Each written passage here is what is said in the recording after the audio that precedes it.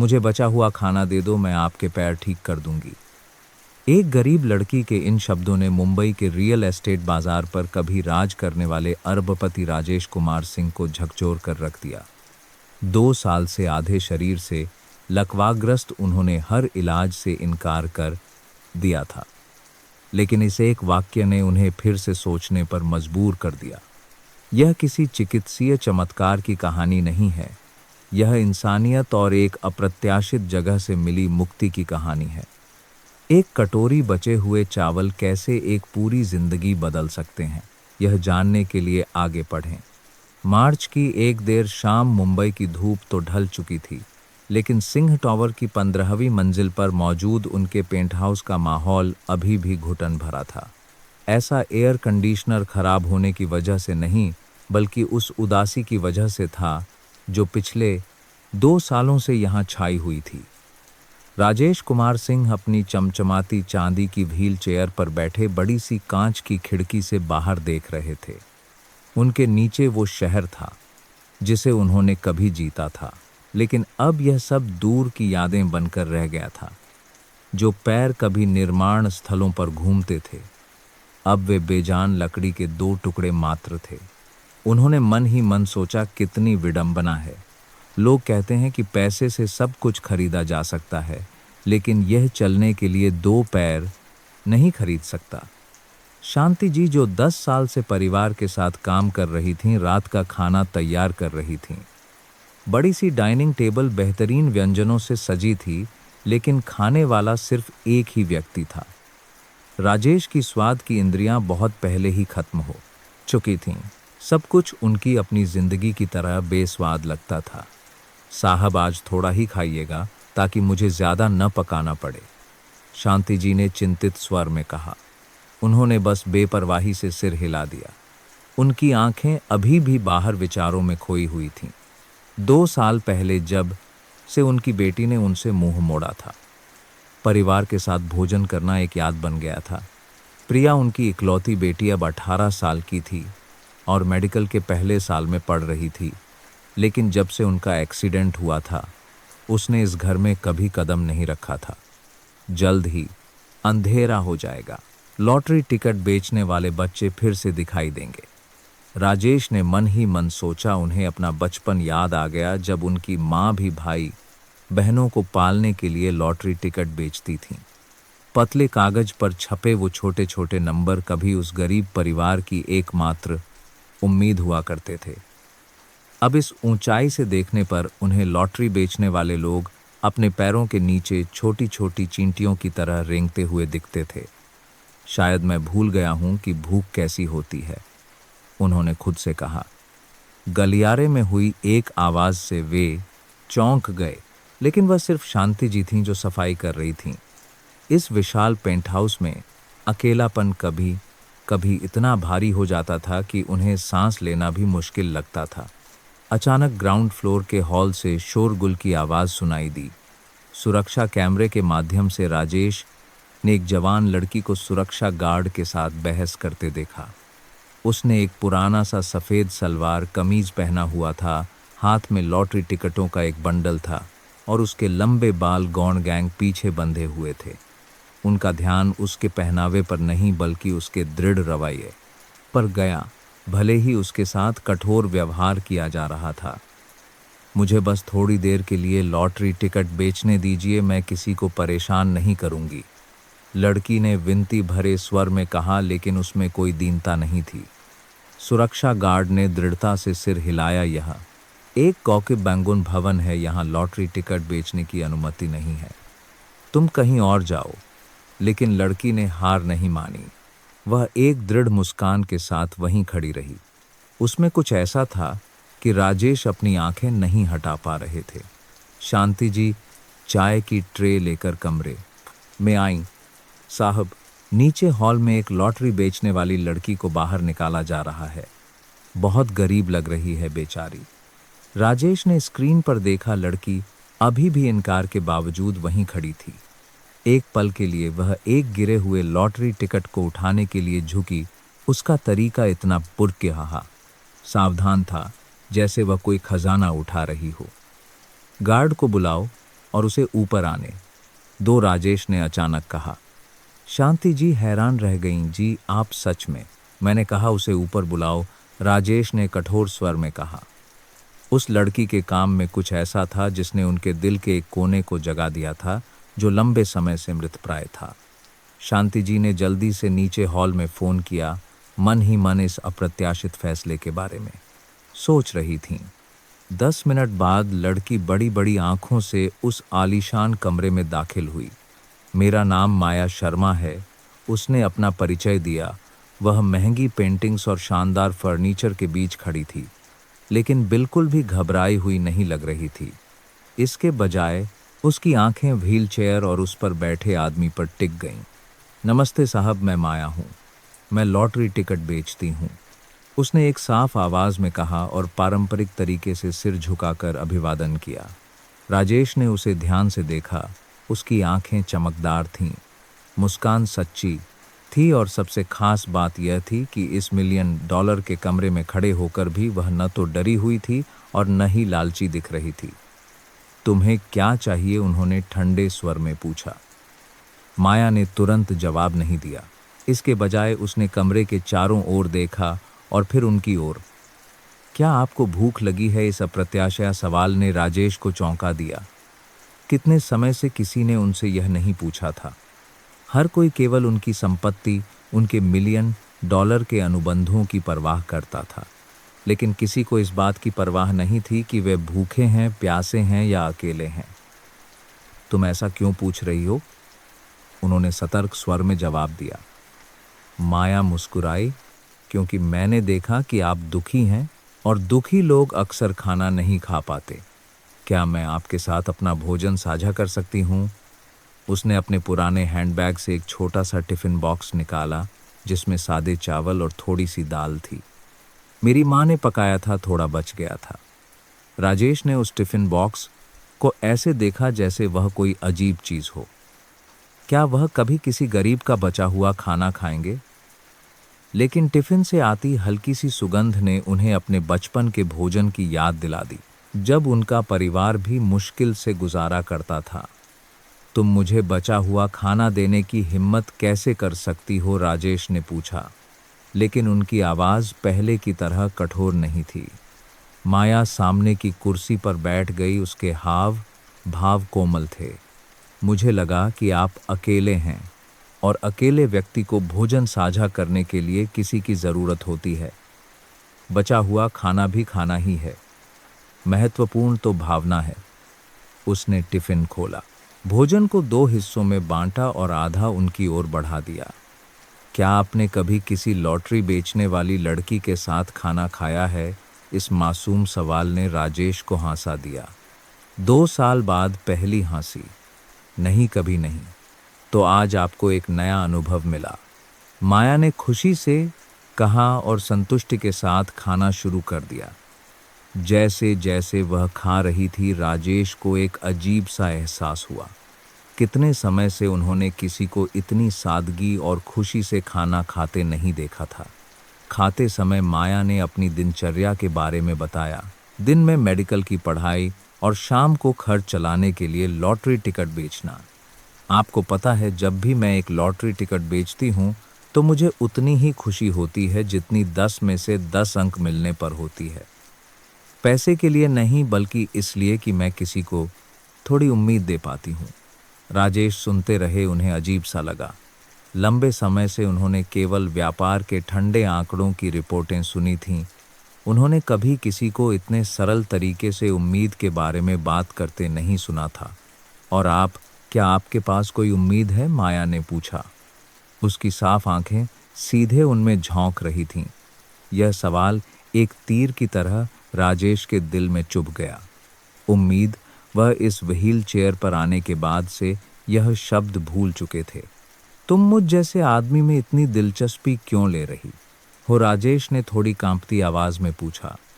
माया ने अपनी चॉपस्टिक्स नीचे रखीं, उसे ईमानदारी से देखा, क्योंकि मेरा मानना है कि इस दुनिया में कोई भी बेकार नहीं है। आप सोच सकते हैं कि आपका कोई मूल्य नहीं है, लेकिन मुझे आपकी आंखों में अभी भी एक रोशनी दिखाई देती है। उस व्यक्ति की रोशनी जिसने कभी बहुत अच्छे काम किए हैं। उसके शब्द उनके सूखे मन पर एक ठंडी हवा के झोंके की तरह थे। तुम्हें कैसे पता? मैंने बस अनुमान लगाया। बुरे लोगों की आंखें आपकी तरह दुखी नहीं होती।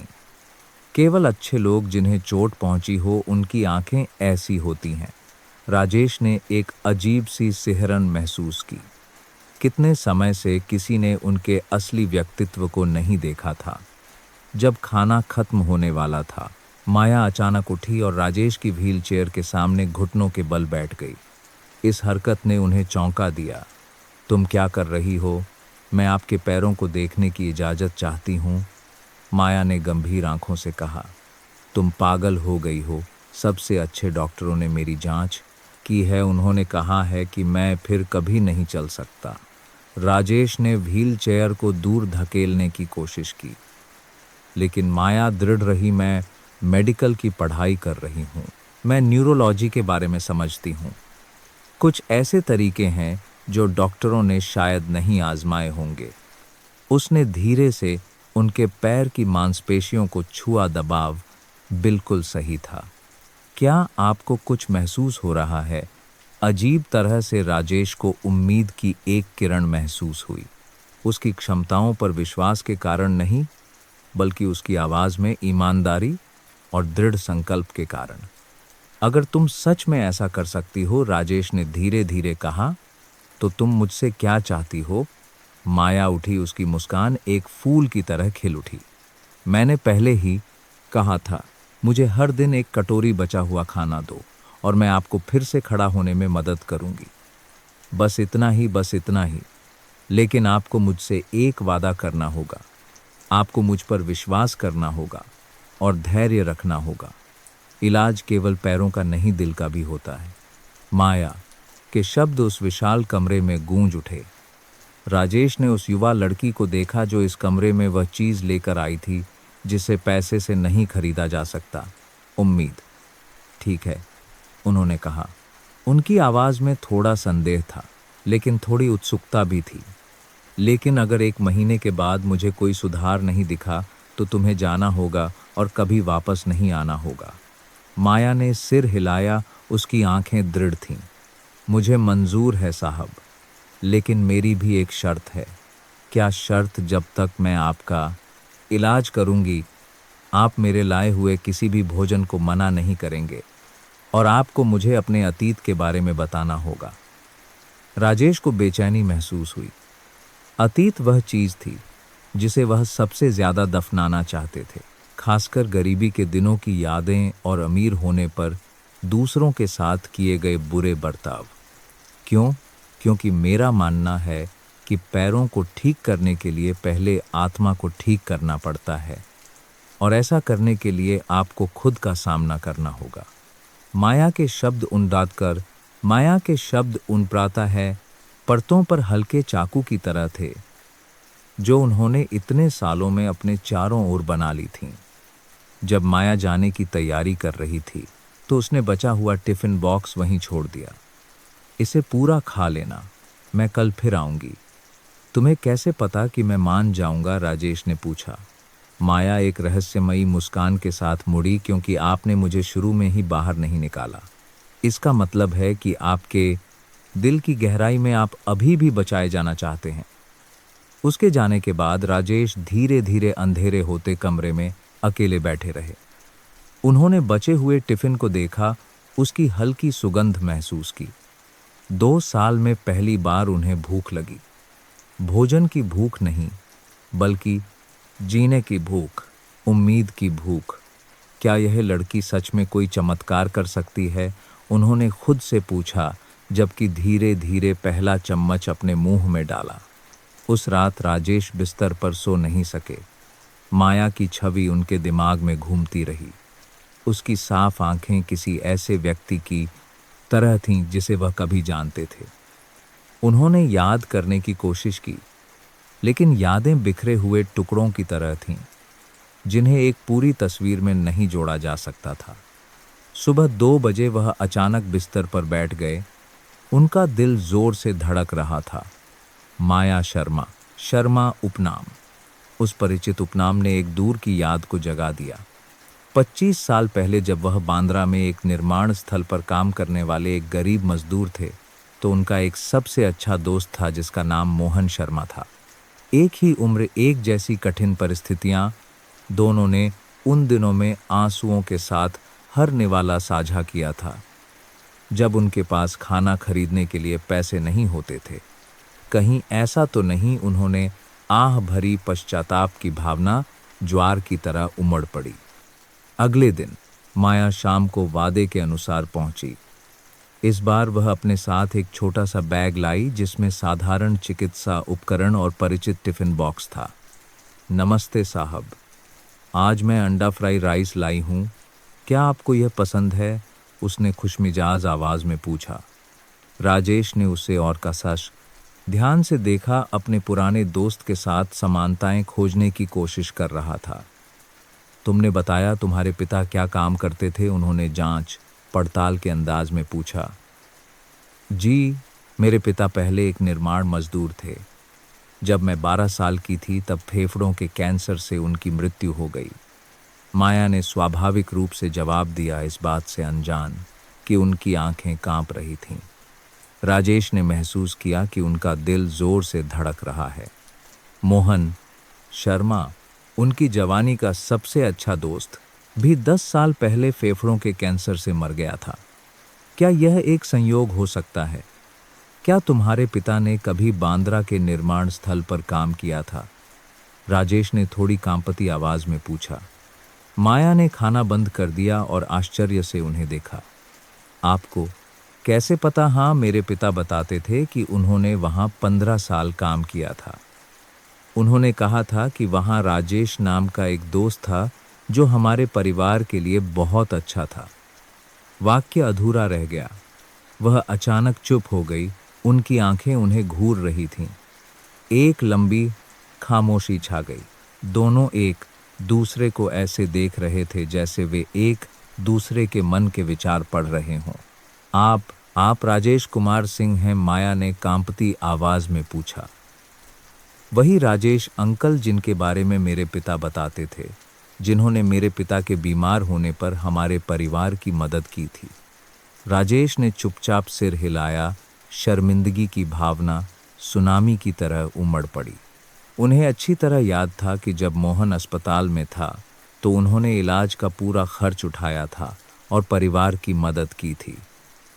लेकिन मोहन की मृत्यु के बाद व्यापार में व्यस्त होकर वह धीरे धीरे अपने पुराने दोस्त के परिवार को भूल गए थे। तो आप हमारे परिवार के उपकारी हैं, माया ने कहा। आंसू उसके गालों पर लुढ़क रहे थे। मेरे पिता कहते थे कि अगर राजेश अंकल न होते तो पता नहीं जब पिताजी बीमार थे तो हमारा परिवार कैसे जीता। आपने हमारे परिवार को बचाया, अब मेरी बारी है आपको बचाने की। राजेश ने महसूस किया कि उनका सीना भारी हो गया है। इतने सालों में उन्होंने केवल सफलता और पैसा कमाने के बारे में सोचा था और उन लोगों को भूल गए थे जो उनके साथ खड़े थे। मैं इसके लायक नहीं हूं, उन्होंने फुसफुसाया। तुम्हारे पिता की मृत्यु के बाद मैंने तुम्हारे परिवार का हालचाल नहीं पूछा। माया ने आंसू पोंछे और मुस्कुराई। वह अतीत की बात है। महत्वपूर्ण यह है कि अब से हम एक दूसरे के लिए क्या कर सकते हैं। उसने धीरे से अपना हाथ उनके हाथ पर रखा। मेरे पिता ने सिखाया था कि लोग भूल जाते हैं कि उन्हें क्या मिला, लेकिन वे कभी नहीं भूलते कि उन्होंने क्या दिया। आपने हमारे परिवार को बहुत कुछ दिया है। उस दोपहर माया ने पहला उपचार सत्र शुरू किया। उसने किसी दवा या जटिल मशीन का उपयोग नहीं किया, बल्कि कहानी सुनाने के साथ हल्की मालिश की। आपको पता है, मेरे पिता बताते थे कि राजेश अंकल पहले बहुत मजाकिया थे। वे दोपहर के भोजन के दौरान साथी मजदूरों को चुटकुले सुनाते थे।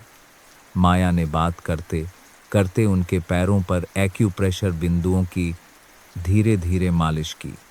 पिताजी कहते थे कि एक दिन आपने मजाक में कहा था कि जब आप अमीर हो जाएंगे तो आप गरीबों के लिए एक मुफ्त रेस्टोरेंट खोलेंगे।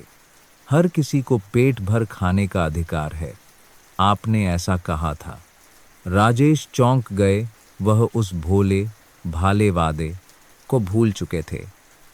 अब सैकड़ों करोड़ की संपत्ति के साथ उन्होंने कभी भी ज़रूरतमंदों के साथ साझा करने के बारे में नहीं सोचा था। मैं बहुत बदल गया हूँ, राजेश ने उदास स्वर में स्वीकार किया। पैसे ने मुझे सबसे महत्वपूर्ण चीज़ें भुला दी। माया ने अपना काम नहीं रोका। उसकी मालिश कोमल लेकिन लगातार थी। मुझे विश्वास नहीं है कि आप पूरी तरह बदल गए हैं। अगर आप सच में बुरे होते तो आप मुझे कल यहाँ आने की इजाज़त नहीं देते।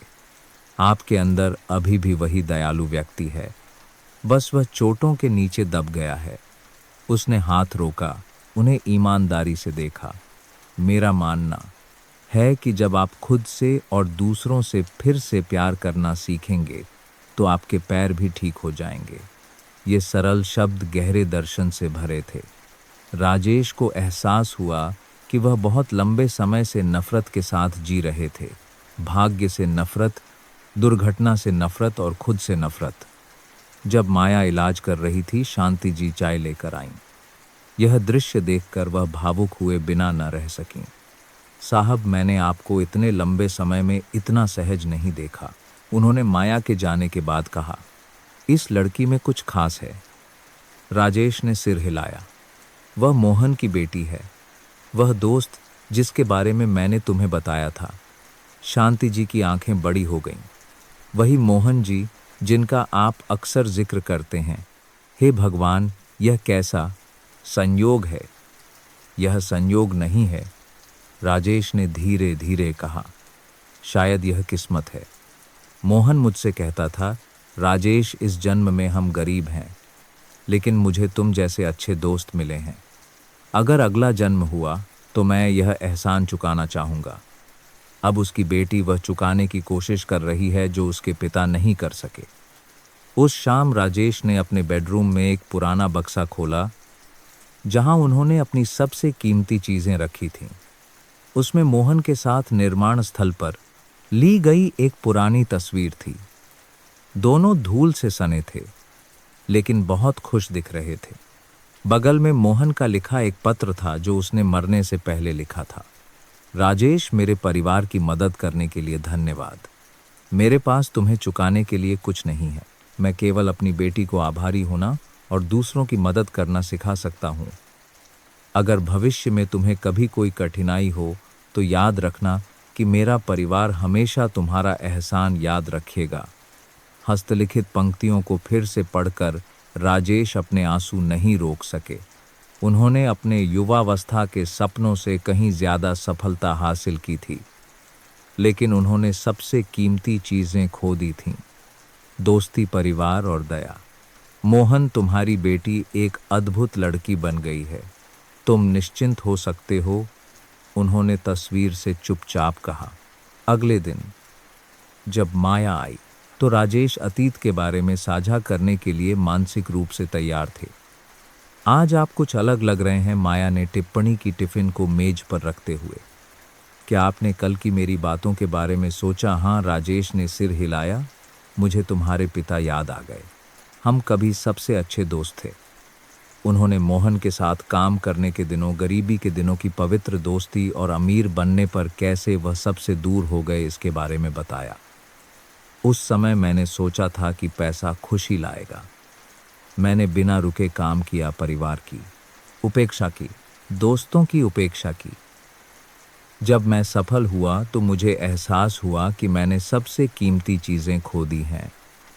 माया चुपचाप सुनती रही, कभी कभी सहानुभूति में सिर हिलाती। मेरे पिता कहते थे कि जब लोगों के पास पैसा आता है तो वे अपना असली स्वभाव भूल जाते हैं, लेकिन मुश्किलें हमें याद दिलाती हैं कि हम कौन हैं। शायद यह दुर्घटना आपके लिए खुद को फिर से खोजने का एक तरीका है। और मेरी बेटी, राजेश ने दर्द भरी आवाज़ में जारी रखा, प्रिया मेरी जिंदगी की सबसे कीमती चीज़ है, लेकिन मैंने उसे निराश किया। जब प्रिया 10 साल की थी तो मेरी पत्नी ने तलाक की मांग की, क्योंकि वह मेरे सिर्फ पैसा कमाने के रवैये को बर्दाश्त नहीं कर सकती थी। मैंने पैसे को परिवार से ज़्यादा महत्व दिया। वह रुके, मुश्किल से थूक निकला। तलाक के बाद मैंने सोचा कि प्रिया को पर्याप्त पैसा देना ही काफ़ी है। मैं यह नहीं समझ पाया कि उसे पिता के प्यार की ज़रूरत थी, चेक की नहीं। माया ने उनके कंधे पर हाथ रखा। अभी भी देर नहीं हुई है। बेटियां हमेशा अपने पिता से प्यार करती हैं, चाहे वे कितनी भी नाराज क्यों ना हों। मुझे विश्वास है कि जब आप बदलेंगे तो प्रिया समझ जाएगी। नहीं, राजेश ने दर्द से सिर हिलाया। जब मेरा एक्सीडेंट हुआ तो प्रिया ने कहा, मुझे ऐसा पिता नहीं चाहिए जो अपनी अनुपस्थिति की भरपाई के लिए सिर्फ पैसे का इस्तेमाल करे। तब से वह मुझसे मिलने कभी नहीं आई। माया एक पल के लिए चुप रही, फिर पहले दिन की तुलना में अधिक पेशेवर तरीके से उनकी मालिश करने लगी। साहब, मैं आपको अपने पिता के बारे में कुछ बताना चाहती हूँ। मेरे पिता कहते थे कि जब मुश्किलें आती हैं तो सबसे महत्वपूर्ण बात यह नहीं है कि उनसे कैसे निकला जाए, बल्कि यह समझना है कि वे हमें क्या सिखाना चाहती हैं। उसने धीरे धीरे एक्यूप्रेशर बिंदुओं पर दबाव डाला। उसका कौशल किसी विशेषज्ञ से कम नहीं था। आपकी दुर्घटना आपके पास जो कुछ भी है उसकी सराहना करना सीखने का एक तरीका हो सकता है। पैर नहीं चल सकते, लेकिन दिल अभी भी प्यार कर सकता है। आवाज़ कर्मचारियों को आदेश नहीं दे सकती, लेकिन बेटी से गर्मजोशी भरे शब्द कह सकती है। माया के शब्द उनकी झुलसी हुई आत्मा में पानी की ठंडी बूंदों की तरह थे। तुम बहुत आसानी से कह देती हो, मैं कैसे बदल सकता हूँ जब सब कुछ बहुत देर हो चुकी है। कभी भी देर नहीं होती। माया मुस्कुराई और मालिश जारी रखी। मैं आपको एक कहानी सुनाऊंगी। जब मैं छोटी थी तो मेरे पास एक चिड़िया थी जिसका पंख टूट गया था। पशु चिकित्सक ने कहा कि वह फिर कभी नहीं उड़ पाएगी, लेकिन मैं उसे हर दिन बाहर आंगन में ले जाती थी ताकि वह ताज़ी हवा में सांस ले सके और आकाश देख सके। 3 महीने बाद वह चिड़िया फिर से उड़ने लगी। उसने हाथ रोका और उन्हें ईमानदारी से देखा। मुझे नहीं पता कि यह मेरी देखभाल के कारण था या नहीं, लेकिन मेरा मानना है कि प्यार और उम्मीद सब कुछ ठीक कर सकते हैं। राजेश ने अपने पैरों से एक गर्मजोशी फैलती हुई महसूस की। यह मालिश के कारण नहीं था, बल्कि इस युवा लड़की के ईमानदार शब्दों के कारण था। और तुम मुझसे नाराज क्यों नहीं हो कि मैंने तुम्हारे पिता के परिवार की उपेक्षा की? मुझे कोई नाराजगी नहीं है, माया ने धीरे से जवाब दिया। मेरे पिता ने सिखाया था कि घृणा केवल हमें और अधिक पीड़ा देती है, जबकि क्षमा हमें मुक्त करती है। इसके अलावा आपने मेरे परिवार की बहुत मदद की थी। यह समझ में आता है कि आप बाद में व्यस्त हो गए। उसने मालिश बंद कर दी और सामने की कुर्सी पर बैठ गई। मुझे बस आपको इस तरह अकेले देखकर दुख होता है। आप जैसे व्यक्ति ने इतने अच्छे काम किए हैं, उसे अकेले इस दर्द को सहन नहीं करना चाहिए।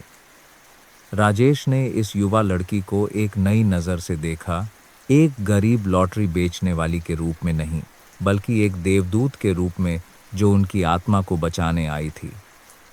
तो क्या तुम सच में मानती हो कि मैं फिर से चल सकता हूँ? मुझे विश्वास है, लेकिन इससे भी महत्वपूर्ण बात यह है कि मुझे विश्वास है कि आप फिर से प्यार पा सकते हैं, और तब बाकी सब कुछ अपने आप हो जाएगा।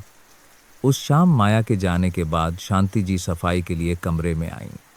साहब, क्या आपने ध्यान दिया जब से माया जी आने लगी हैं, आप ज़्यादा खाने लगे हैं और बेहतर सोने लगे हैं, उन्होंने खुशी से कहा। वह अपने साथ रोशनी लेकर आती हैं। राजेश ने सिर हिलाया, उनके शब्दों में सच्चाई महसूस करते हुए। शांति जी, क्या आपके पास प्रिया का फ़ोन नंबर है? मैं उसे फ़ोन करना चाहता हूँ। शांति जी की आंखें बड़ी हो गईं। उन्हें अपने कानों पर विश्वास नहीं हुआ। आप सच कह रहे हैं? आप प्रिया जी को फ़ोन करना चाहते हैं? हाँ, शायद अब समय आ गया है कि मैं अपनी बेटी के साथ अपने रिश्ते को सुधारने की कोशिश करूं। उन्होंने जल्दी से फ़ोन लिया, लेकिन जब उन्होंने फ़ोन किया तो वह पहुंच से बाहर था। शायद प्रिया जी ने आपका नंबर ब्लॉक कर दिया है, शांति जी ने अफसोस के साथ कहा। राजेश ने आह भरी, लेकिन निराश नहीं हुए। कोई बात नहीं, मैं कोई और रास्ता खोजूंगा।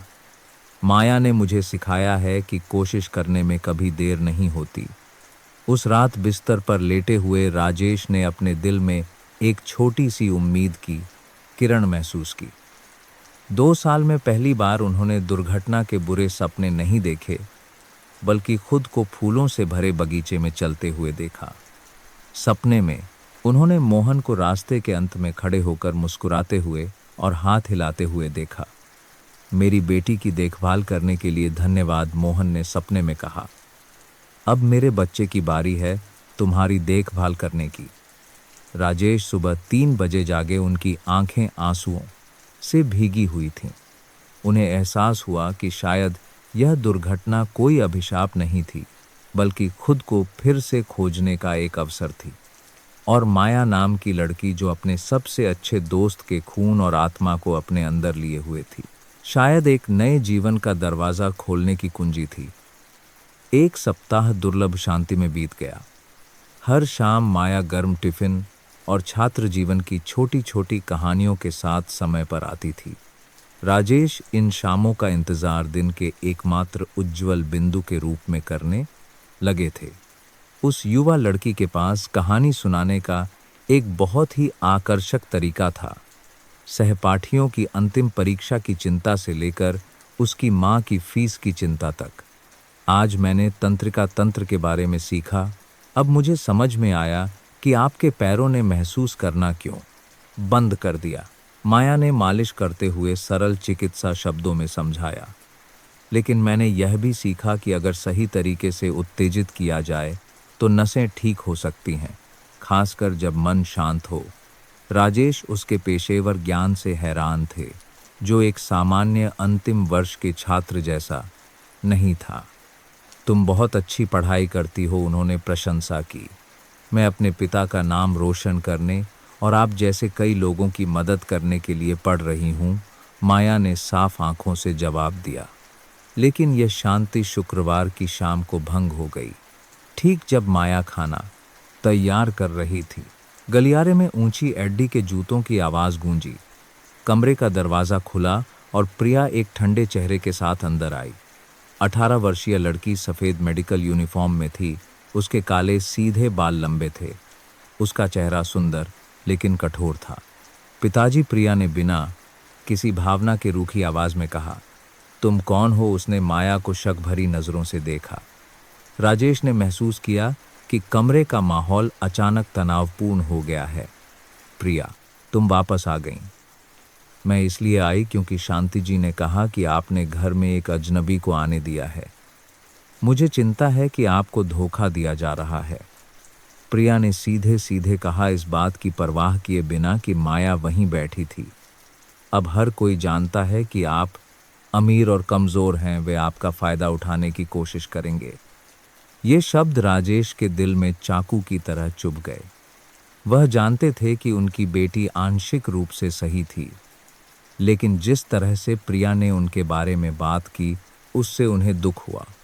माया उठी और विनम्रता से प्रिया को नमस्कार किया।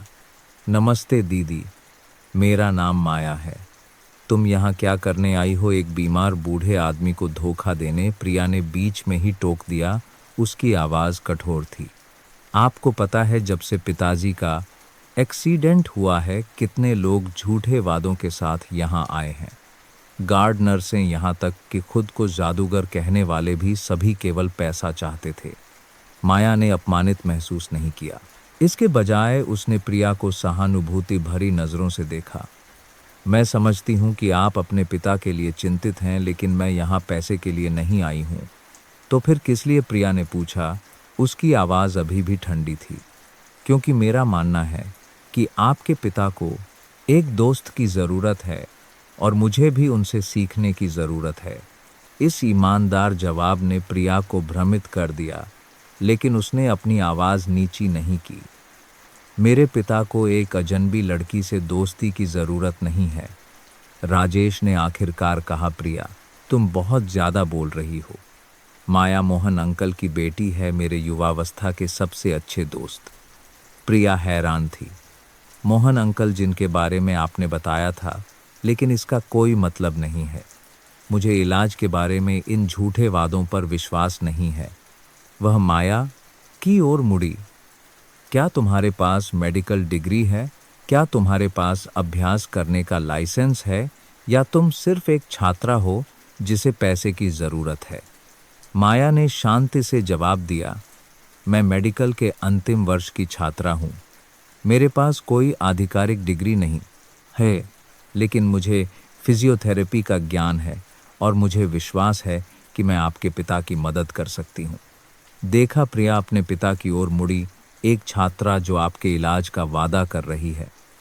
यह स्पष्ट रूप से एक धोखा है। कमरे का माहौल घुटन भरा हो गया। राजेश ने खुद को अपनी बेटी और उस व्यक्ति के बीच फंसा हुआ पाया जिसने इतने अंधेरे दिनों के बाद उन्हें उम्मीद दी थी। प्रिया, क्या तुम जानती हो कि तुम्हारे पिता कितने अकेले हैं? राजेश ने दर्द भरी आवाज में कहा, पिछले 2 सालों से मैं इस कमरे में बैठा हूँ। शांति जी के अलावा कोई मुझसे मिलने नहीं आया। तुम भी नहीं आई। पुराने दोस्त मुझसे बचते हैं। केवल माया ही पहली व्यक्ति है जिसने मुझसे पूछा कि मैं कैसा हूँ और मेरी परवाह की। प्रिया ने अपने दिल में शर्मिंदगी महसूस की, लेकिन वह अभी भी जिद्दी थी। ऐसा इसलिए है क्योंकि मैं आपको खुद को प्रताड़ित करते हुए नहीं देख सकती। आपने सभी उपचारों से इनकार कर दिया, सभी डॉक्टरों को भगा दिया और अब आप एक अजनबी लड़की पर विश्वास कर रहे हैं। मैं इस परिवार के लिए अजनबी नहीं हूँ, माया ने बीच में कहा। उसकी आवाज़ अभी भी कोमल थी। मेरे पिता और आपके पिता सबसे अच्छे दोस्त थे। मैं यहाँ फ़ायदा उठाने के लिए नहीं बल्कि एहसान चुकाने के लिए आई हूँ। प्रिया हंसी। एहसान कैसे चुकाओगी?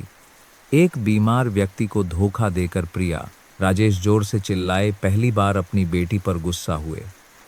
तुम बहुत ज़्यादा बोल रही हो। तनाव तब चरम पर पहुंच गया जब प्रिया ने अचानक कहा, ठीक है, अगर आप उस पर इतना विश्वास करते हैं तो मैं आपको साबित करूंगी कि यह एक धोखा है। उसने अपना फ़ोन निकाला और मेडिकल की पढ़ाई कर रहे एक दोस्त को फ़ोन किया, तुषार, मुझे तुम्हारी मदद चाहिए, मेरे पिता की जांच करने के लिए आओ।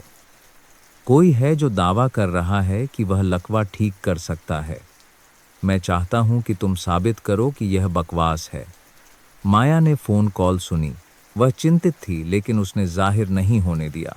वह समझ गई थी कि उसे खुद को साबित करने के लिए समय चाहिए और अभी प्रिया के पास शक करने के हर कारण थे। आप डॉक्टर को बुला लीजिए, माया ने शांति से कहा। मैं विशेषज्ञों द्वारा मूल्यांकन के लिए तैयार हूँ। अच्छा, प्रिया ने संतुष्टि से सिर हिलाया। कल डॉक्टर तुषार आएंगे। वह मेरा दोस्त है और फिजियोथेरेपी में विशेषज्ञ है। अगर तुम उसे मना नहीं कर सकीं तो कृपया मेरे पिता को परेशान मत करना। प्रिया के जाने के बाद माया उपचार सत्र पूरा करने के लिए रुकी।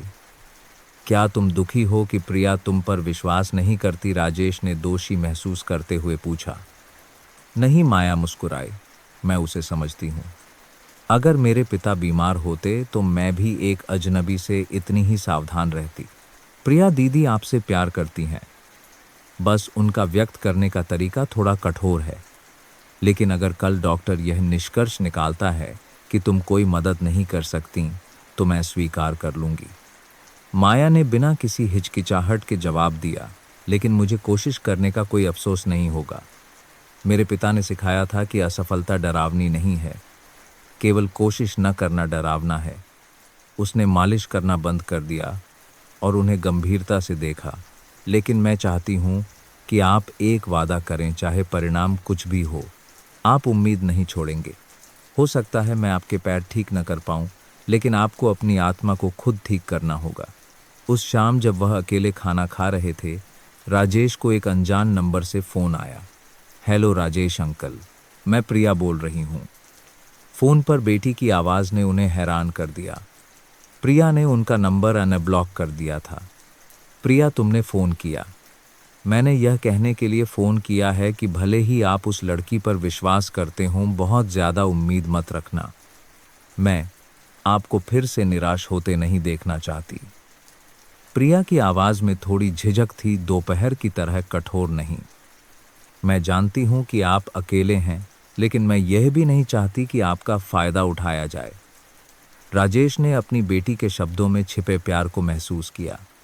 मैं समझता हूँ, लेकिन क्या तुम जानती हो, जब से माया आई है मुझे फिर से जीने की इच्छा होने लगी है। दूसरी तरफ से एक लंबी सांस की आवाज आई। मैं भी चाहती हूँ कि आप ठीक हो जाएं, लेकिन मुझे डर है कि आप फिर से निराश हो जाएंगे। कोई बात नहीं बेटी, मैंने सीखा है कि कभी कभी निराशा भी कोई उम्मीद न होने से बेहतर होती है। अगली सुबह अप्रत्याशित रूप से दरवाजे की घंटी जोर से बजी। शांति जी ने जल्दी से दरवाज़ा खोला तो देखा कि माया चिंतित चेहरे के साथ बाहर खड़ी है। शांति जी, मेरी माँ को अचानक दिल का दौरा पड़ा है, उन्हें आपात स्थिति में ले जाया जा रहा है, मुझे तुरंत अस्पताल जाना होगा। उन्होंने तुरंत राजेश को यह खबर दी। यह दूरा पड़ा है सुनकर उन्हें एक अजीब सी चिंता महसूस हुई, जैसे कि वह किसी रिश्तेदार के लिए चिंतित हों। क्या माया को किसी मदद की ज़रूरत है, उन्होंने पूछा। मैं यह स्वीकार नहीं कर सकती, माया ने सिर हिलाया। मैं बस एक दिन की छुट्टी मांग रही हूँ ताकि मैं अपनी माँ की देखभाल कर सकूं। जाओ, परिवार ज़्यादा महत्वपूर्ण है, राजेश ने कहा, मन ही मन उसकी जिम्मेदारी की भावना की प्रशंसा करते हुए। माया के जाने के बाद वह अकेले बैठे हुए एक अजीब सा खालीपन महसूस कर रहे थे। केवल एक सप्ताह में वह उस लड़की की उपस्थिति के आदी हो गए थे। क्या मैं उस पर निर्भर होता जा रहा हूं? उन्होंने खुद से पूछा, इस भावना के बारे में बेचैनी महसूस करते हुए। उस दोपहर डॉक्टर तुषार प्रिया के साथ वादे के अनुसार पहुंचे। 25 वर्षीय युवक, लंबा और एक गंभीर चेहरे वाला, जो अक्सर मरीजों के साथ काम करता था। नमस्ते राजेश अंकल, प्रिया ने मुझे आपकी स्थिति के बारे में बताया है, उसने विनम्रता से कहा। मैं ठीक होने की संभावना का आकलन करने के लिए आपकी वर्तमान स्थिति की फिर से जांच करना चाहता हूं। राजेश ने डॉक्टर तुषार को बुनियादी परीक्षण करने की अनुमति दी। 30 मिनट की गहन जांच के बाद डॉक्टर तुषार ने सिर हिलाया। आपकी स्थिति पहले जैसी ही है। इस स्तर पर रीढ़ की हड्डी की चोट को ठीक करना बहुत मुश्किल है। मुझे समझ नहीं आता कि कोई कैसे ठीक करने का वादा कर सकता है। प्रिया ने अपने पिता को मैंने कहा था वाली नज़रों से देखा। पिताजी, यह एक असली विशेषज्ञ की राय है। राजेश ने महसूस किया कि उनका दिल डूब गया है। क्या वह माया के वादे पर विश्वास करने में बहुत भोले थे? लेकिन मैं यह भी कहना चाहता हूँ, डॉक्टर तुषार ने आगे कहा, मैंने देखा है कि आपका मानसिक स्वास्थ्य 6 महीने पहले जब मैं आपसे मिला था उससे कहीं बेहतर है। यह पुनर्वास प्रक्रिया में बहुत महत्वपूर्ण है। प्रिया चौंक गई। आपका क्या मतलब है? मेरा मतलब है कि भले ही आप पहले की तरह पूरी तरह से नहीं चल सकते, लेकिन अगर आप सकारात्मक रहते हैं तो भी आप कुछ मोटर कार्यों में सुधार कर सकते हैं। किसने आपको फिर से खुश रहने में मदद की है? राजेश और प्रिया ने एक दूसरे को देखा। दोनों माया के बारे में सोच रहे थे। शायद मुझे उस लड़की से मिलना चाहिए, डॉक्टर तुषार ने सोचते हुए कहा। भले ही वह पूरी तरह से ठीक न कर सके, लेकिन अगर वह आपको अच्छा महसूस कराती है तो यह भी एक प्रभावी उपचार है। प्रिया चुप रही। पहली बार उसने महसूस किया कि शायद उसने माया को गलत समझा है। उस रात प्रिया अपने पिता के घर पर रुकी। ऐसा पिछले 2 सालों में कभी नहीं हुआ था। रात का खाना खामोशी में बीता जब तक कि प्रिया ने खुद बात शुरू नहीं की। पिताजी, मैंने माया जी से जो कठोर शब्द कहे उसके लिए मुझे खेद है। राजेश हैरान होकर अपनी चॉपस्टिक्स नीचे रख दी। तुम्हारा मन कैसे बदल गया?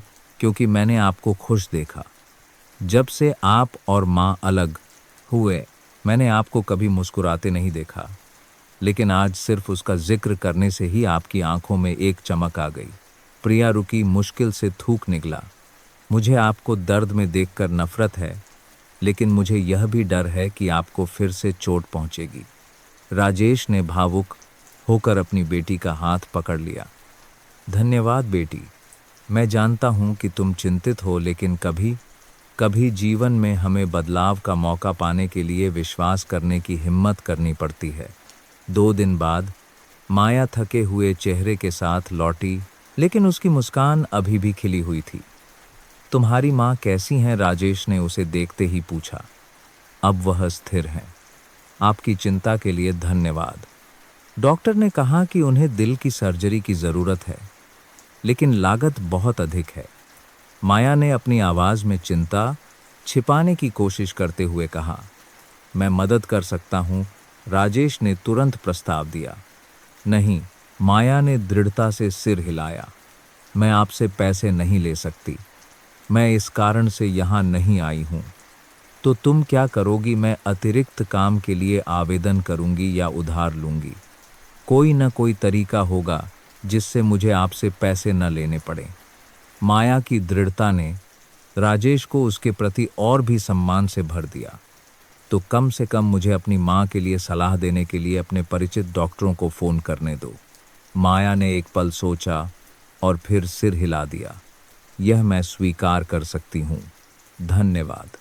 जब माया उपचार सत्र शुरू करने की तैयारी कर रही थी, प्रिया अचानक कमरे के दरवाजे पर दिखाई दी। माया जी, उस दिन के लिए मुझे खेद है, उसने कहा सिर झुकाकर। मैंने गलत शब्द कहे। माया मुस्कुराई। कोई बात नहीं दीदी, मैं समझती हूँ। क्या मैं देख सकती हूँ कि आप पिताजी का इलाज कैसे करती हैं? प्रिया ने पूछा। उसकी आवाज़ अब बहुत नरम हो गई थी। बिल्कुल, माया ने सिर हिलाया। मैं आपसे मेडिकल के बारे में सीखना चाहूँगी। तब से प्रिया ने माया के इलाज के तरीके को देखना शुरू कर दिया। उसने महसूस किया कि माया को न केवल मनोविज्ञान पोषण बल्कि संगीत चिकित्सा का भी ज्ञान था। तुमने यह सब कहाँ से सीखा? प्रिया ने उत्सुकता से पूछा। मैंने किताबों और इंटरनेट से खुद सीखा है, और सबसे महत्वपूर्ण बात, मैंने अपने दिल से सीखा है, माया ने जवाब दिया, जिससे प्रिया इस लड़की से और भी प्रभावित हो गई। लेकिन खुशी ज़्यादा देर नहीं टिकी। मंगलवार की दोपहर जब वह राजेश का इलाज कर रही थी, माया का फ़ोन अचानक बजा। उसने फ़ोन उठाया। उसका चेहरा पीला पड़ गया। मैं समझ गई, मैं तुरंत आती हूँ। उसने फ़ोन काट दिया और घबराई हुई आंखों से राजेश की ओर मुड़ी। साहब, अस्पताल से फ़ोन आया है। मेरी माँ को दूसरा दिल का दौरा पड़ा है, वह बहुत गंभीर हैं। डॉक्टर ने कहा कि अगर तुरंत सर्जरी नहीं की गई तो। उसकी आवाज़ घेर लाए। राजेश ने महसूस किया कि उनका दिल भी रुक गया है। जाओ, मेरी चिंता मत करो। तुम्हारी माँ से ज़्यादा महत्वपूर्ण कुछ नहीं है। जाओ, उन्होंने दृढ़ता से कहा। माया ने सिर झुकाकर धन्यवाद दिया और जल्दी से अपना सामान समेट लिया। जब वह दरवाजे से बाहर निकलने वाली थी, राजेश ने उसे फिर से बुलाया। माया जी, तुम्हारी माँ ठीक हो जाएंगी, मुझे विश्वास है। माया ने सिर हिलाया। आंसू लुढ़क रहे थे और फिर बाहर भाग गई। राजेश ने उसकी सिलुएट को देखा। मन ही मन अपने पुराने दोस्त के परिवार के लिए एक चमत्कार की प्रार्थना कर रहे थे। 3 दिन बीत गए और माया से कोई खबर नहीं आई। राजेश अपनी व्हीलचेयर पर बैठे बेचैनी से खिड़की से बाहर देख रहे थे। उन्हें किसी के साथ भोजन साझा करने, हर शाम हंसी की मधुर आवाज और छोटी छोटी कहानियों की आदत हो गई थी। अब विशाल कमरा डरावनी हद तक शांत हो गया था। शांति जी, क्या आपके पास माया की माँ के बारे में कोई खबर है? उन्होंने दिन में 10वीं बार पूछा। अभी तक कोई खबर नहीं है, लेकिन आप चिंता न करें। जब वह कर सकेंगी तो संपर्क करेंगी। शांति जी ने सांत्वना दी, हालांकि वह भी उतनी ही चिंतित थीं। राजेश को ऐसा लग रहा था जैसे वह किसी महत्वपूर्ण सर्जरी के परिणाम का इंतजार कर रहे हों, भले ही ऑपरेटिंग टेबल पर लेटा व्यक्ति उनका रिश्तेदार न हो। मैं एक अजनबी परिवार की इतनी परवाह क्यों कर रहा हूँ? उन्होंने खुद से पूछा, लेकिन दिल ही दिल में जानते थे कि माया और उसकी माँ अब उनके लिए अजनबी नहीं रह गए थे। बुधवार की शाम जब सूरज डूबने वाला था, दरवाजे की घंटी बजी। शांति जी दौड़कर दरवाज़ा खोलने गईं तो देखा कि माया लाल आंखों और मुरझाए चेहरे के साथ बाहर खड़ी है। माया बेटी, उन्होंने पुकारा, तुम्हारी माँ कैसी हैं? माया ने जवाब नहीं दिया, बस सिर हिलाया और फूट फूट कर रोने लगी। शांति जी तुरंत समझ गईं और उस युवा लड़की को गले लगा लिया। हे भगवान बेचारी, माया के रोने की आवाज़ राजेश के कानों में चाकू की तरह चुभ रही थी। उन्होंने अपनी व्हील चेयर को हॉल की ओर बढ़ाया और देखा कि माया शांति जी की बाहों में कांप रही है। मेरी माँ अब नहीं रही, माया ने सिसकियों के बीच कहा। कल सर्जरी के बाद वह बच नहीं सकीं। राजेश को लगा जैसे किसी ने उनके पेट में मुक्का मारा हो। उन्होंने बहुत पहले अपने माता पिता को खो दिया था, लेकिन माया का दर्द देखकर उन्हें फिर से उस पेट में होगा नुकसान का एहसास हुआ। माया यहाँ आओ, राजेश ने कांपती आवाज में कहा। माया ने ऊपर देखा, उसकी आंखें लाल थीं। मुझे माफ कर दीजिए साहब, मैं अपना वादा नहीं निभा सकी। मैं अब आपका इलाज करने नहीं आ सकती। क्योंकि मैं अब किसी और की मदद करने के लिए पर्याप्त मजबूत नहीं हूँ। मैं अपनी माँ को भी नहीं बचा सकी। मैं आपको कैसे बचा सकती हूँ? माया फूट फूट कर रोई। उसका पूरा शरीर दुख से कांप रहा था। मैंने आपके पैर ठीक करने का वादा किया था, लेकिन अब मैं बस अपनी माँ के साथ मरना चाहती हूँ। इन निराशाजनक शब्दों ने राजेश को चौंका दिया। उन्हें एहसास हुआ कि जब माया उन्हें बचा रही थी तो वह खुद निराशा में डूब रही थी। ऐसा मत कहो, उन्होंने धीरे से डांटा। तुम्हारी माँ यह सुनना नहीं चाहेंगी। आप नहीं समझेंगे, माया ने दर्द से सिर हिलाया। मेरी माँ मेरे लिए सब कुछ थीं। उनके बिना मुझे नहीं पता कि मैं किस लिए जीऊंगी। माया के निराशाजनक दर्द को देखकर राजेश के दिल में एक अजीब सी भावना पैदा हुई। 2 साल में पहली बार उन्होंने अपने दुख के बारे में नहीं सोचा, बल्कि केवल किसी और के दर्द को दूर करना चाहा। क्या तुम जानती हो, उन्होंने कहा। उनकी आवाज़ पहले से कहीं ज़्यादा कोमल थी। जिन दिनों तुम यहाँ आई, मुझे फिर से जीने की इच्छा होने लगी। तुम्हारे पैरों को ठीक करने के विश्वास के कारण नहीं, बल्कि तुम्हारी आंखों में जीवन का अर्थ देखकर। माया ने ऊपर देखा, आंसू अभी भी बह रहे थे। अब जब तुम दर्द में हो तो मुझे तुम्हारे साथ रहने दो। मुझे वह चुकाने दो जो तुमने मेरे लिए किया है। उन्होंने आगे झुकने की कोशिश की। खड़ी हो जाओ, मेरा हाथ पकड़ो। माया हैरान थी, लेकिन उसने वैसा ही किया। राजेश ने उसका हाथ कसकर पकड़ लिया और फिर एक आश्चर्यजनक इच्छा शक्ति के साथ वह अपनी व्हील चेयर से खड़े हो गए। उस चमत्कारी क्षण ने माया और शांति जी दोनों को हैरान कर दिया। राजेश अस्थिर रूप से खड़े थे। उनका पूरा शरीर कांप रहा था, लेकिन उनके पैर वास्तव में उनके शरीर का वजन उठा रहे थे। आप खड़े हो सकते हैं, माया अपनी माँ को खोने का दर्द भूलकर बोली। मैं खड़ा नहीं हो सकता, राजेश ने गैर-गाँव आवाज में कहा, बल्कि तुमने मुझे खड़ा होना सिखाया है, पैरों से नहीं बल्कि दिल से। उन्होंने माया की ओर एक छोटा कदम बढ़ाने की कोशिश की। तुम सही थीं। पैरों को ठीक करने के लिए पहले आत्मा को ठीक करना पड़ता है। तुम्हें दुख में देखकर मुझे एहसास हुआ कि मैं सिर्फ लेना नहीं चाहता, देना भी चाहता हूँ।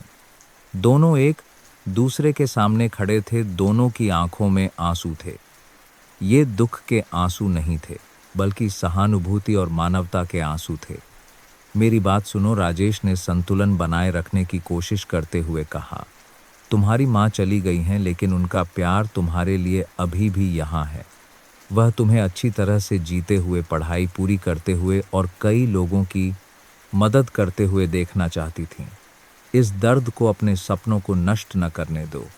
माया ने सिर हिलाया। आंसू अभी भी बह रहे थे, लेकिन उसकी आंखों में चमक आ गई थी। आप सही कह रहे हैं। मेरी माँ ने मुझे सिखाया था कि चाहे कितनी भी मुश्किलें क्यों न आए, मुझे डॉक्टर बनने के अपने सपने को पूरा करने के लिए मजबूती से जीना होगा।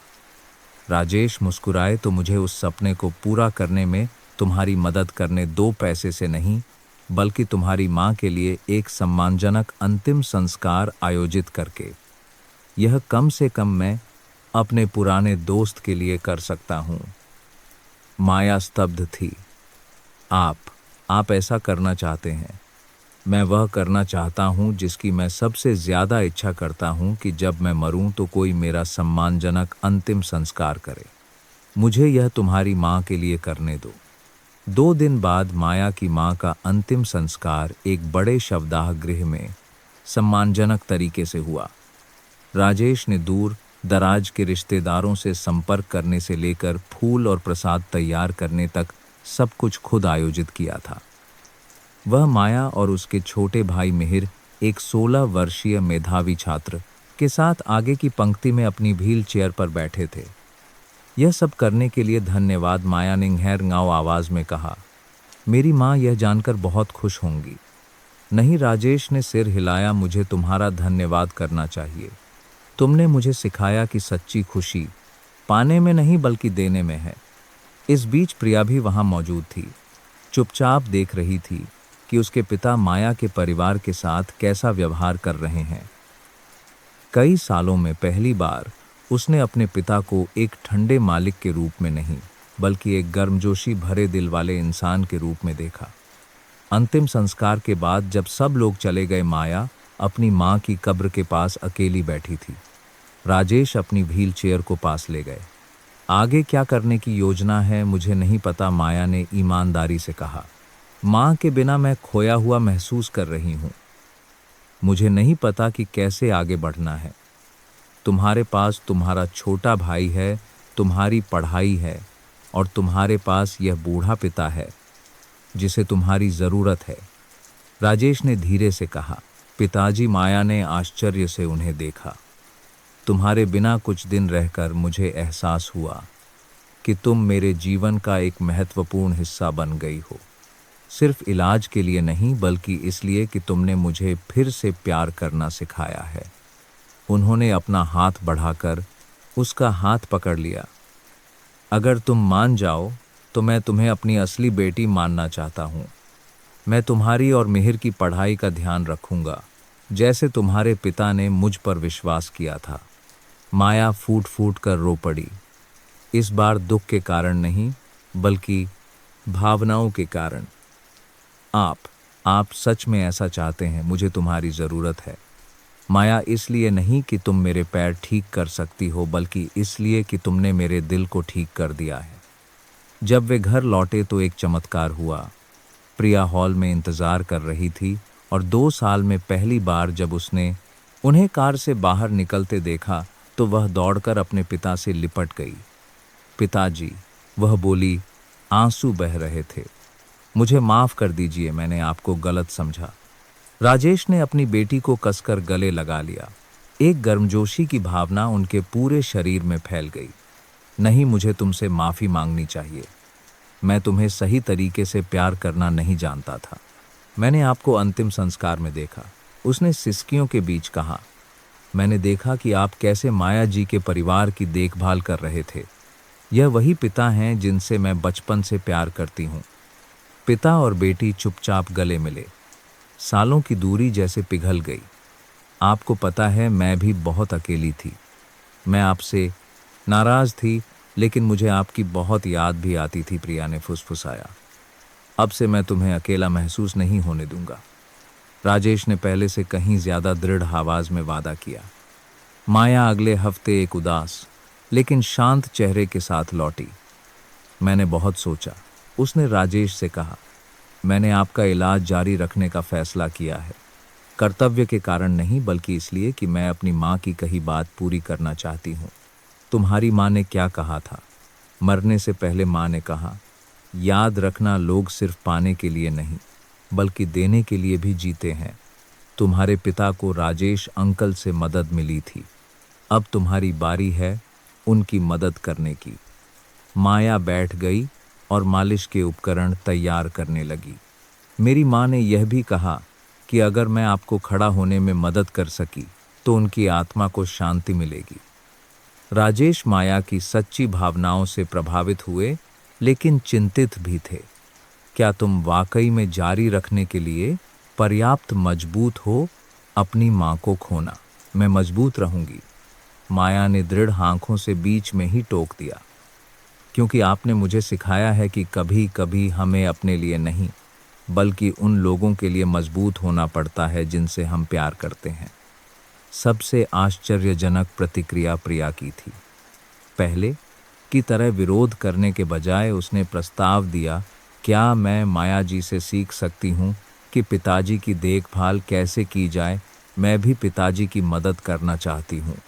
माया हैरान थी लेकिन खुश भी। बिल्कुल दीदी, मुझे आपके साथ सहयोग करने में बहुत खुशी होगी। तब से दोनों लड़कियों ने मिलकर राजेश की देखभाल करना शुरू कर दिया। प्रिया अपने औपचारिक चिकित्सा ज्ञान के साथ, माया मनोविज्ञान और प्यार की अपनी समझ के साथ।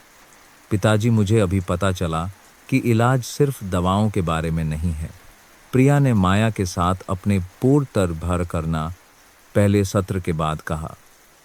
माया जी ने मुझे सिखाया कि प्यार भी एक बहुत शक्तिशाली दवा है।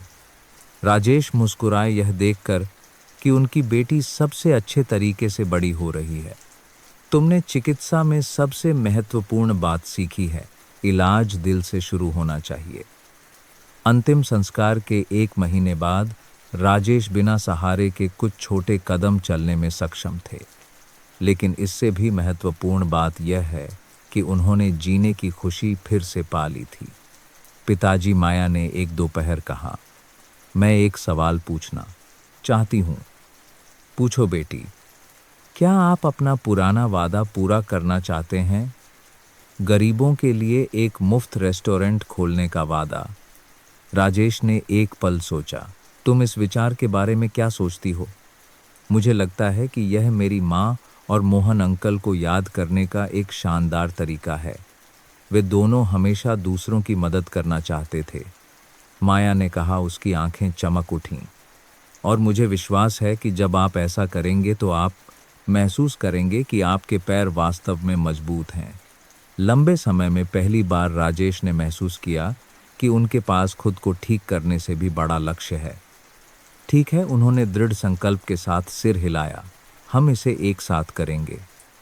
लेकिन ठीक जब सब कुछ अच्छा चल रहा था, माया को विश्वविद्यालय से एक तत्काल फोन आया। मुझे तुरंत जाना होगा, उसने राजेश से चिंतित चेहरे के साथ कहा। स्कूल ने फीस के बारे में सूचित किया है। क्या हुआ बेटी? चूंकि मैंने अपनी माँ के अंतिम संस्कार के लिए छुट्टी ली थी, इसीलिए मैं फीस जमा करने की समय सीमा से चूक गई। अगर मैं इस सप्ताह के भीतर जमा नहीं करती तो मुझे स्कूल से निकाल दिया जाएगा। माया ने अपनी चिंता छिपाने की कोशिश की, लेकिन राजेश समझ गए। कितने पैसे? उन्होंने पूछा। आप चिंता न करें, मैं इसे खुद संभाल लूंगी। माया ने सिर हिलाया। मैं अतिरिक्त काम के लिए आवेदन करूंगी या उधार लूंगी। मैं आपसे पैसे नहीं ले सकती। माया की दृढ़ता ने राजेश को चिंतित और सम्मानित दोनों महसूस कराया। वह जानते थे कि अगर माया को पढ़ाई छोड़नी पड़ी तो उसका डॉक्टर बनने का सपना टूट जाएगा और वह उस व्यक्ति को भी खो देंगे जिसने उनके जीवन को अर्थ दिया था। उस शाम माया के जाने के बाद राजेश ने प्रिया को फोन किया। बेटी, मुझे तुम्हारी मदद चाहिए एक महत्वपूर्ण काम में। जी पिताजी। क्या तुम माया की शैक्षणिक स्थिति के बारे में पता लगा सकती हो? मुझे लगता है कि तुम उसकी मदद मुझसे बेहतर कर सकती हो। प्रिया एक पल के लिए चुप रही। आप उसकी मदद करना चाहते हैं? हाँ, उसने मुझे अपनी बेटी वापस पाने में मदद की। अब मैं उसके सपने को पूरा करने में उसकी मदद करना चाहता हूँ। मैं समझ गई पिताजी, मैं पता करूँगी। फोन काटने के बाद राजेश अकेले बैठकर सोचने लगे। उन्हें एहसास हुआ कि माया की मदद करने की इच्छा केवल कृतज्ञता से नहीं, बल्कि एक सच्चे प्यार से उत्पन्न हुई थी। एक ऐसी भावना जिसे वह सोचते थे कि वह हमेशा के लिए खो चुके हैं। मोहन, उन्होंने अपने पुराने दोस्त से चुपचाप कहा, तुम्हारी बेटी ने मुझे उन तरीकों से बचाया है जिनकी तुम कल्पना भी नहीं कर सकते। अब मेरी बारी है तुम्हारी बेटी की रक्षा करने की। अंतिम संस्कार के 1 हफ्ते बाद सिंह टॉवर में एक चमत्कारी बदलाव होने लगा। प्रिया आधिकारिक तौर पर अपने पिता के साथ रहने के लिए वापस आ गई थी और उसने और माया ने राजेश के लिए एक पेशेवर उपचार कार्यक्रम स्थापित किया। प्रिया दीदी, मेरी जानकारी के अनुसार डॉक्टर तुषार सही थे। आपके पिता सकारात्मक मानसिकता के कारण मोटर कार्यों में सुधार कर सकते हैं। माया ने समझाया जब दोनों लड़कियां योजना बना रही थीं। लेकिन सबसे महत्वपूर्ण बात यह है कि उन्हें अपनी सीमाओं को पार करने के लिए एक मजबूत प्रेरणा होनी चाहिए। प्रिया ने सिर हिलाया। मैं समझती हूँ, और मुझे लगता है कि अब पिताजी की सबसे बड़ी याद हाथ-हाची है। प्रेरणा तुम्हारे साथ बिताए गए वर्षों की भरपाई करना और मेरी मदद करना है। दोनों लड़कियों ने एक दूसरे को देखा।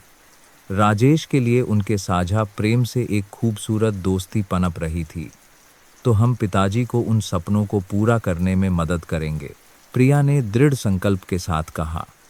मैं भी एक ऐसा पिता चाहती हूँ जिस पर मैं गर्व कर सकूं। प्रिया की भागीदारी के साथ पहला उपचार सत्र बहुत गर्मजोशी भरा था। पिताजी, आज मैं और माया मिलकर आपकी मालिश करेंगे, प्रिया ने कहा। पहली बार अपने पिता से बात करते समय एक सच्ची मुस्कान के साथ। हमने उपचार पद्धति पर सहमति व्यक्त की है, माया ने कहा। मैं मालिश और मनोचिकित्सा के लिए जिम्मेदार रहूंगी और प्रिया दीदी औपचारिक चिकित्सा ज्ञान लागू करेंगी। राजेश ने दोनों युवा लड़कियों को उपकरण तैयार करते हुए देखा। उनका दिल खुशी से भर गया। लंबे समय से मुझे 2 देवदूतों द्वारा इस तरह की देखभाल नहीं मिली, उन्होंने भावुक आवाज में कहा। देवदूत प्रिया हंसी। पिताजी, आप बढ़ा चढ़ाकर बोल रहे हैं। हम सिर्फ 2 लड़कियां हैं जो आपको स्वस्थ देखना चाहती हैं। यही तो देवदूत की परिभाषा है, राजेश मुस्कुराए, जो दूसरों के लिए खुशी और उपचार लाते हैं। उपचार प्रक्रिया के दौरान राजेश ने दोनों लड़कियों को अपने युवावस्था के सपनों के बारे में बताया। मैंने मोहन अंकल से वादा किया था कि जब मैं अमीर हो जाऊंगा तो मैं एक ऐसी जगह खोलूंगा जहां गरीब लोग मुफ्त में भोजन कर सकें। भूख और तृप्ति हम सभी की चिंता है, मोहन अंकल ऐसा कहते थे। माया ने ध्यान से सुना। यह एक अद्भुत विचार है। मेरी माँ भी अक्सर कहती थी कि हर कोई एक गर्म भोजन का हकदार है। प्रिया ने सोचा, तो आपने इसे पहले क्यों नहीं किया? क्योंकि मैं भूल गया था, राजेश ने ईमानदारी से कहा। जब मेरे पास पैसा था तो मैं केवल और पैसा कमाने के बारे में सोचता था। मैं भूल गया था कि पैसे का अर्थ केवल तभी होता है जब इसका उपयोग अच्छे काम करने के लिए किया जाता है। उन्होंने दोनों लड़कियों को देखा। लेकिन अब मैं उस सपने को पूरा करना चाहता हूँ। क्या तुम लोग मेरे साथ शामिल होना चाहती हो? बिल्कुल पिताजी, प्रिया ने उत्साह से कहा। मैं आपके हर सार्थक प्रोजेक्ट में शामिल होना चाहती हूँ। अगले हफ्ते राजेश ने कंपनी की कार्यकारी बोर्ड की बैठक बुलाई। 2 साल में पहली बार उन्होंने बिस्तर से नहीं बल्कि बैठक कक्ष में अपनी व्हील चेयर से बैठक में भाग लिया। मैं एक नए प्रोजेक्ट की घोषणा करना चाहता हूँ, उन्होंने एक आत्मविश्वास भरी आवाज में कहा जो वापस आ गई थी। हम सिंह चैरिटेबल फाउंडेशन की स्थापना करेंगे जो गरीब छात्रों की सहायता करने और मुफ्त रसोई खोलने में विशेषज्ञता रखेगा। निदेशक एक दूसरे को आश्चर्य से देखने लगे। सर, इस प्रोजेक्ट में बहुत पैसा लगेगा और कोई मुनाफा नहीं होगा, वित्त निदेशक ने झिझकते हुए कहा। किसने कहा कोई मुनाफा नहीं है? राजेश मुस्कुराए।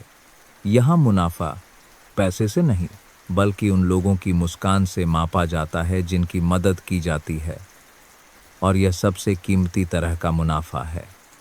बैठक 100 करोड़ रुपए के शुरुआती फंड के साथ चैरिटेबल फाउंडेशन की स्थापना के निर्णय के साथ समाप्त हुई। मैं चाहता हूं कि मेरी बेटी और मिस मेलकर माया इस फाउंडेशन के सह निदेशक बने, राजेश ने घोषणा की, जिससे हर कोई और भी हैरान हो गया। राजेश के फैसले की खबर व्यापार जगत में तेजी से फैल गई। कई लोगों ने बधाई देने के लिए फोन किया, लेकिन कई लोगों ने सवाल भी उठाए।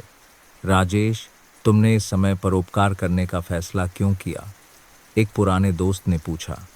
क्योंकि मुझे अभी एहसास हुआ है कि पिछले 2 सालों से मैं एक मरे हुए आदमी की तरह जी रहा था, राजेश ने जवाब दिया। अब मैं वास्तव में जीना चाहता हूँ और चाहता हूँ कि मेरे जीवन का कोई अर्थ हो। लेकिन तुम्हारा स्वास्थ्य? उसने पूछा। मेरा स्वास्थ्य हर दिन बेहतर हो रहा है। मेरी 2 अद्भुत बेटियों की देखभाल के लिए धन्यवाद। राजेश ने प्रिया और माया को देखा जो चैरिटेबल फाउंडेशन की योजना पर चर्चा कर रही थीं। उन्होंने मुझे सिखाया है कि सच्चा स्वास्थ्य केवल शरीर में नहीं बल्कि आत्मा में भी होता है। दोस्त हंसा, तुम बहुत बदल गए हो। तुम्हारी आवाज़ अब बहुत खुश लग रही है। चैरिटेबल फाउंडेशन की स्थापना के 1 महीने बाद पहले परिणाम सामने आए। 20 से अधिक गरीब छात्रों को छात्रवृत्ति मिली और गरीब मजदूरों की बहुलता वाले जिलों में 3 मुफ्त रसोई खोली गईं। पिताजी, आप अब एक अलग व्यक्ति की तरह लगते हैं, प्रिया ने कई सालों बाद पहले पारिवारिक रात्रि भोज में कहा। आप खुश, सकारात्मक हैं और सबसे महत्वपूर्ण बात, मैं आपके प्यार को महसूस कर सकती हूँ। राजेश ने अपनी बेटी का हाथ पकड़ा, क्योंकि मैंने सही तरीके से प्यार करना सीख लिया है, पैसे से नहीं बल्कि समय और देखभाल से। माया बगल में बैठी मुस्कुरा रही थी, यह देखकर खुश थी कि पिता और बेटी में सुलह हो गई है। मैं आपको धन्यवाद देती हूँ कि आपने मुझे इस चमत्कार को देखने का मौका दिया, उसने कहा। नहीं, राजेश ने सिर हिलाया, मुझे तुम्हारा धन्यवाद करना चाहिए। तुमने इस पूरे परिवार को बचाया है। उस शाम के उपचार सत्र के दौरान राजेश बिना सहारे के लगभग 10 कदम चलने में सक्षम थे। आप बहुत अच्छा कर रहे हैं, माया ने खुशी से ताली बजाई जैसे उसे 10 में से 10 अंक मिले हों। क्या तुम जानती हो कि पिताजी पहली बार इस तरह कब चल पाए थे? प्रिया ने पूछा। जी, जब वह मेरी माँ के अंतिम संस्कार में मुझे गले लगाने के लिए आना चाहते थे। प्यार ने उन्हें शरीर की सीमाओं को पार करने की ताकत दी। माया भावुक हो गई, आंसू फिर से बहने लगे। मैं समझ गई, यही तो मेरी माँ कहना चाहती थी, प्यार सब कुछ ठीक कर सकता है। राजेश ने दोनों लड़कियों को देखा, एक असली बेटी, एक मन में पाली हुई बेटी, और महसूस किया कि वह दुनिया के सबसे भाग्यशाली व्यक्ति हैं। क्या तुम दोनों जानती हो, मेरे पास एक विशेष विचार है, उन्होंने रहस्यमय तरीके से कहा। क्या विचार है पिताजी? प्रिया उत्सुक थी। मैं एक विशेष अवसर पर बताऊंगा, लेकिन उससे पहले मैं माया से कुछ पूछना चाहता हूँ। जी पूछिए, माया ने ध्यान से सुना। क्या तुम आधिकारिक तौर पर मेरी गोद ली हुई बेटी बनना चाहोगी? इस अप्रत्याशित सवाल ने माया और प्रिया दोनों को हैरान कर दिया। आप सच कह रहे हैं? माया ने कांपती आवाज में पूछा। मैं सच कह रहा हूँ। मैं चाहता हूँ कि तुम और मिहिर मेरे बच्चे बनो, इसलिए नहीं कि मैं एहसान चुकाना चाहता हूँ, बल्कि इसलिए कि मैं तुम लोगों से सच में अपने बच्चों की तरह प्यार करता हूँ। राजेश ने प्रिया को देखा। क्या तुम सहमत हो? मैं माया जैसी एक बहन बहुत चाहती हूँ। प्रिया ने उत्साह से सिर हिलाया। उसने मुझे प्यार और दृढ़ता के बारे में बहुत कुछ सिखाया है। माया फूट फूट कर रो पड़ी। इस बार खुशी के आंसू थे। मैं सहमत हूँ, लेकिन मैं अभी भी आपसे पैसे नहीं लूँगी। मैं बस आपकी बेटी बनना चाहती हूँ। ठीक है राजेश हंसे, तो अब से तुम मुझे पिताजी कहोगी, साहब नहीं। जी पिताजी, माया ने एक मीठी और गर्मजोशी भरी आवाज में कहा। 2 महीने बाद राजेश लगभग सामान्य रूप से चलने में सक्षम थे। केवल लंबी दूरी के लिए छड़ी का सहारा लेना पड़ता था। इससे भी महत्वपूर्ण बात यह है कि वह मानसिक रूप से पूरी तरह बदल चुके थे। पिताजी आज चैरिटेबल फाउंडेशन को 100 गरीब छात्रों से सहायता के लिए आवेदन प्राप्त हुए हैं। प्रिया ने साप्ताहिक पारिवारिक बैठक में रिपोर्ट दी। मुझे लगता है कि हमें इसका विस्तार करना चाहिए। माया की क्या राय है? राजेश ने पूछा। जी, मुझे लगता है कि हमें सावधान रहना चाहिए। गुणवत्ता महत्वपूर्ण है, मात्रा नहीं, माया ने जवाब दिया। मैं यह सुनिश्चित करना चाहती हूँ कि प्रत्येक छात्र को पूरी देखभाल मिले। राजेश ने संतुष्टि से सिर हिलाया। माया सही है। हम दिखावा करने के लिए परोपकार नहीं कर रहे हैं, बल्कि वास्तव में दूसरों के जीवन को बदलने के लिए कर रहे हैं। वह रुके और अपनी दोनों बेटियों को देखा। क्या तुम दोनों जानती हो, मैं अपने स्वस्थ दिनों से भी ज्यादा खुश महसूस करता हूँ। एक सप्ताहांत की दोपहर तीनों पिता पुत्री मिलकर चैरिटी रसोई का दौरा करने गए। राजेश अपने पैरों पर चल रहे थे, धीमे लेकिन स्थिर। नमस्ते, उन्होंने मजदूरों से कहा जो खाना खा रहे थे। खाना कैसा है? बहुत स्वादिष्ट है साहब, एक मध्यम आयु वर्ग के मजदूर ने जवाब दिया। इस जगह को खोलने के लिए धन्यवाद। अब हमारे पास गर्म भोजन खाने और आराम करने की जगह है। राजेश ने खुशी की लहर महसूस की। मैंने नहीं, मेरी बेटियों ने इसे आयोजित किया है। उन्होंने प्रिया और माया की ओर इशारा किया। ये दोनों ही वास्तव में देने का अर्थ समझती हैं। नहीं, एक महिला मजदूर ने बीच में कहा। माया दीदी और प्रिया दीदी अक्सर यहाँ न केवल खाना परोसने आती हैं, बल्कि हमें मुफ्त स्वास्थ्य सलाह भी देती हैं। वे दोनों देवदूत की तरह हैं। प्रिया और माया ने एक दूसरे को देखकर मुस्कुराया, यह महसूस करते हुए कि उनका काम वास्तव में सार्थक था। उस शाम घर लौटते समय राजेश ने अपनी दोनों बेटियों को अपने कार्यालय में बुलाया। मुझे तुम दोनों को कुछ बताना है, उन्होंने गंभीरता से कहा। मैंने अपनी वसीयत में संशोधन करने का फैसला किया है। प्रिया और माया दोनों हैरान थीं। पिताजी, क्या हुआ? मैं अपनी संपत्ति का एक हिस्सा हमेशा के लिए चैरिटेबल फाउंडेशन को बनाए रखने के लिए छोड़ना चाहता हूँ, और मैं चाहता हूँ कि तुम दोनों जीवन भर इस फाउंडेशन के प्रबंधक रहो। वह रुके और अपनी दोनों बेटियों को देखा। मैं तुम लोगों के लिए सिर्फ पैसा नहीं छोड़ना चाहता, मैं प्यार की एक विरासत छोड़ना चाहता हूँ। माया ने सिर हिलाया। पिताजी, मैं आपकी संपत्ति स्वीकार नहीं कर सकती। क्योंकि मैं आपके पास पैसे के लिए नहीं आई थी। मैं बस आपकी बेटी बनना चाहती थी और कुछ नहीं। राजेश मुस्कुराए। इसीलिए मैं तुम्हें यह जिम्मेदारी सौंपने में सहज हूँ। जो व्यक्ति पैसे का लालची नहीं है, वही पैसे का सबसे अच्छा प्रबंधन कर सकता है। प्रिया ने सिर हिलाया। मैं पिताजी से सहमत हूँ, तुम इसके लायक हो, लेकिन सबसे अच्छा प्रबंधन कर सकता है। आश्चर्यजनक राजेश का अगला निर्णय था। मैं एक और काम करना चाहता हूँ, उन्होंने कहा। उनकी आंखें चमक उठीं।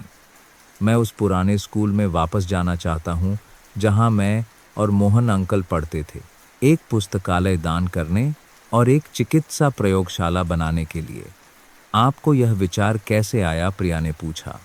क्योंकि मैं चाहता हूँ कि गरीब बच्चों को तुम लोगों की तरह अच्छी शिक्षा का अवसर मिले, और मैं मोहन अंकल को भी याद करना चाहता हूँ, जिन्होंने मुझे साझा करना सिखाया। माया अपने आंसू नहीं रोक सकी। पिताजी, अगर आप ऐसा करेंगे तो मेरे पिता स्वर्ग में बहुत खुश होंगे। मोहन अंकल स्वर्ग में नहीं हैं, राजेश ने धीरे से कहा। वह हमारे दिलों में रहते हैं, हर अच्छे काम में जो हम करते हैं।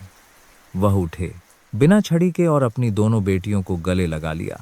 और सबसे महत्वपूर्ण बात, वह उस अद्भुत बेटी के माध्यम से जी रहे हैं जिसे वह पीछे छोड़ गए हैं। 1 महीने बाद पुराने स्कूल में नए पुस्तकालय और प्रयोगशाला का उद्घाटन समारोह भव्य रूप से हुआ। राजेश मंच पर बिना व्हील चेयर या छड़ी के खड़े थे। आज मैं यहाँ केवल ठीक हुए पैरों के साथ नहीं, बल्कि एक पुनर्जीवित दिल के साथ खड़ा हूँ, उन्होंने एक गूंजती हुई आवाज में कहा।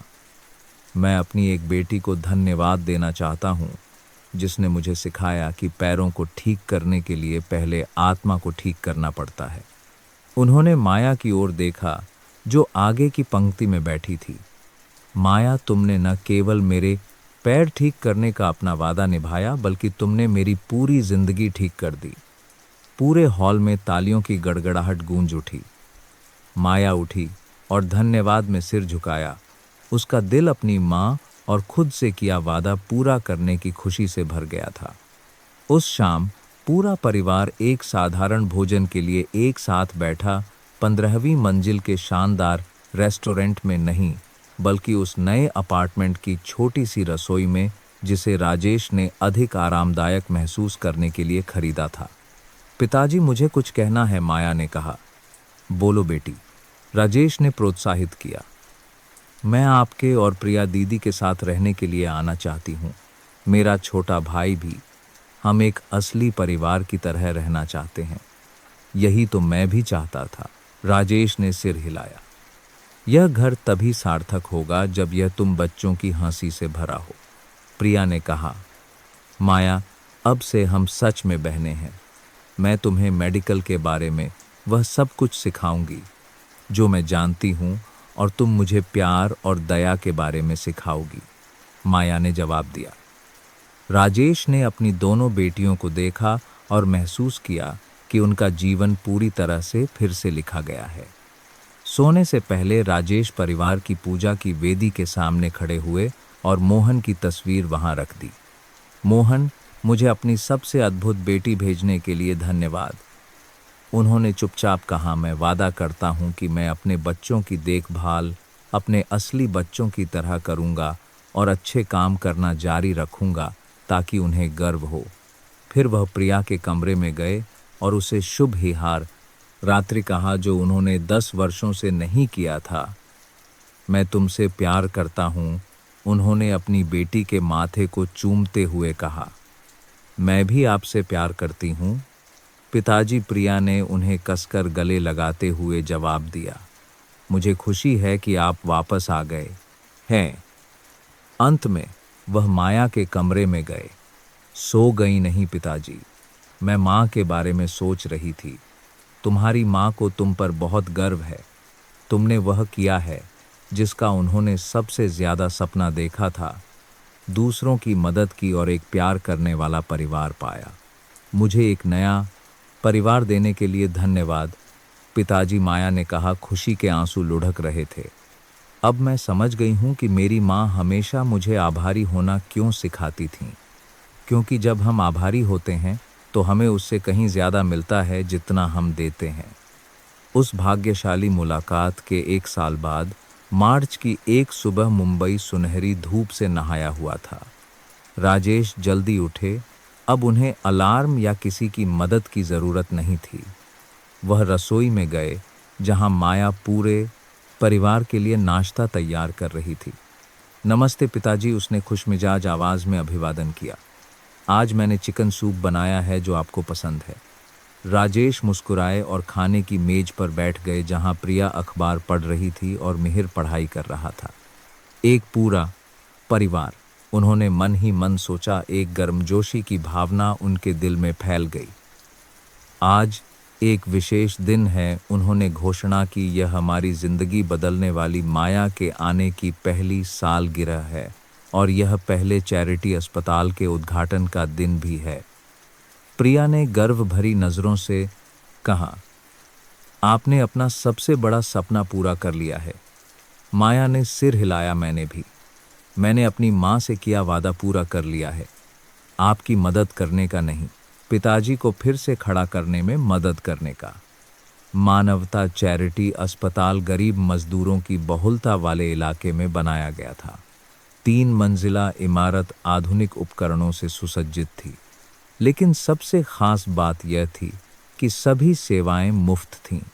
यह उपहार हम तीनों पिता पुत्री समुदाय को देना चाहते हैं, राजेश ने प्रेस के साथ एक साक्षात्कार में कहा। लेकिन सबसे बड़ा श्रेय मेरी गोद ली हुई बेटी माया को जाता है। उसने पूरे ऑपरेटिंग मॉडल की कल्पना और डिज़ाइन की। रिपोर्टर माया की ओर मुड़े। आप इस परियोजना के बारे में अपने विचार साझा कर सकती हैं। जी, मुझे उम्मीद है कि यह अस्पताल एक ऐसी जगह होगी जहां अमीर या गरीब हर किसी के साथ सम्मानजनक इंसान के रूप में व्यवहार किया जाएगा, माया ने जवाब दिया। मैंने अपने पिता से सीखा है कि स्वास्थ्य सभी का एक मौलिक अधिकार है, सामाजिक स्थिति की परवाह किए बिना। राजेश ने अपनी गोद ली हुई बेटी को गर्व भरी नज़रों से देखा। वह लड़की जो 1 साल पहले केवल एक लॉटरी बेचने वाली छात्रा थी, अब भारत के पहले चैरिटी अस्पताल की चिकित्सा निदेशक बन गई थी। उद्घाटन समारोह सैकड़ों स्थानीय निवासियों की भागीदारी के साथ भव्य रूप से हुआ। राजेश बिना किसी सहारे के मंच पर खड़े थे। उनके पैर पहले की तरह स्थिर थे। 1 साल पहले मैं एक हताश आदमी था, व्हील चेयर पर बैठा हुआ और सोच रहा था कि मेरी जिंदगी खत्म हो गई है। उन्होंने अपना भाषण शुरू किया, लेकिन फिर एक युवा लड़की आई और मुझसे कहा, मुझे बचा हुआ खाना दे दो, मैं आपके पैर ठीक कर दूंगी। उस समय मैंने सोचा कि वह पागल है, लेकिन अब मैं समझता हूं कि वह बिल्कुल भी पागल नहीं थी। वह रुके और माया की ओर देखा जो आगे की पंक्ति में बैठी थी। माया ने अपना वादा निभाया। उस बचे हुए भोजन ने न केवल मेरे पैरों को ठीक किया बल्कि मेरे दिल को भी ठीक कर दिया। इसने मुझे सिखाया कि जीवन में सबसे कीमती चीज़ें पैसे से नहीं खरीदी जा सकती। प्यार, करुणा और देने का अर्थ।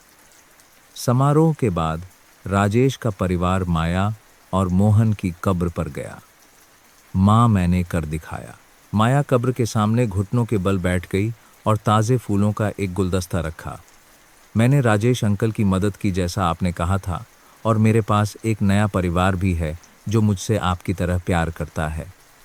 राजेश बगल में घुटनों के बल बैठ गए।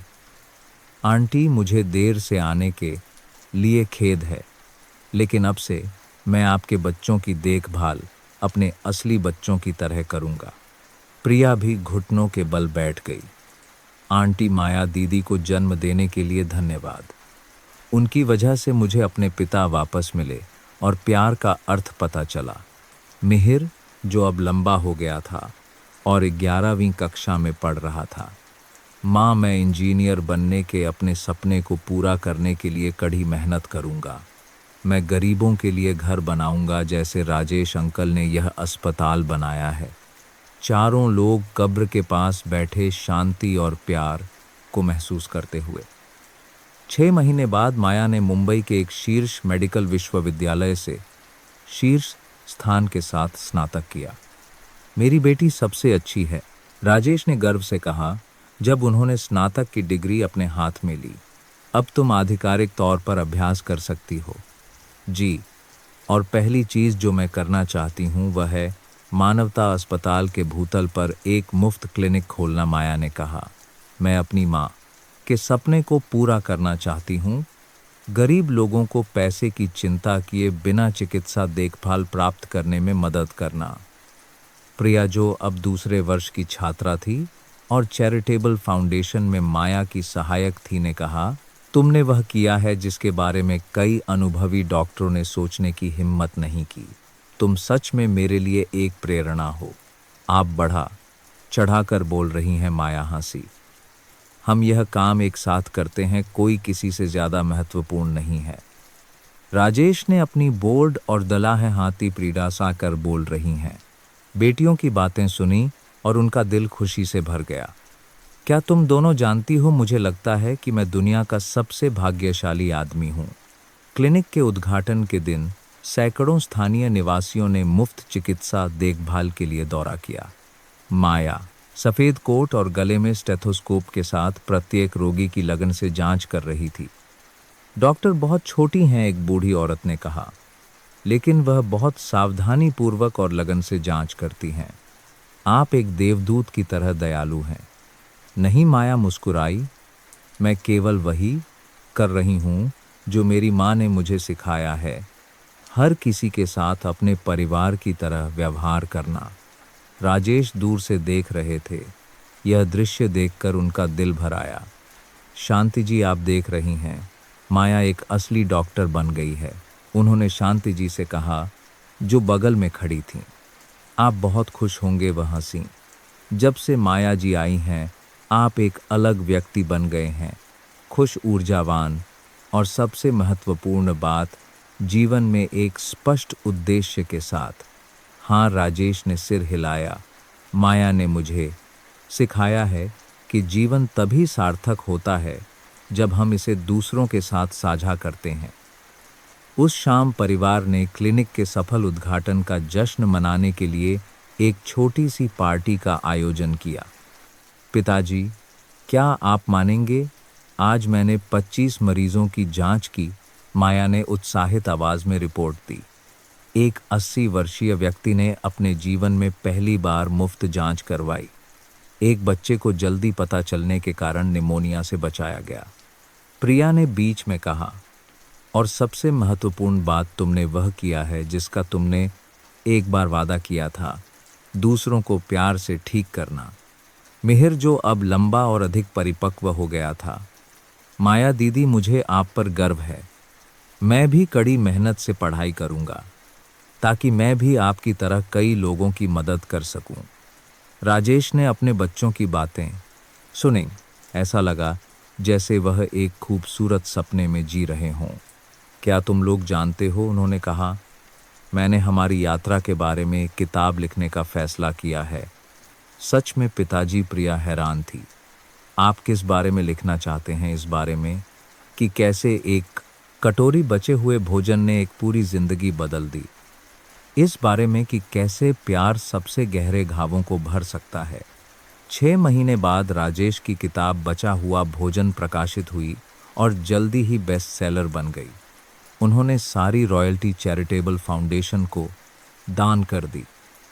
पिताजी, आपने बहुत अच्छा लिखा है, माया ने पढ़ने के बाद कहा।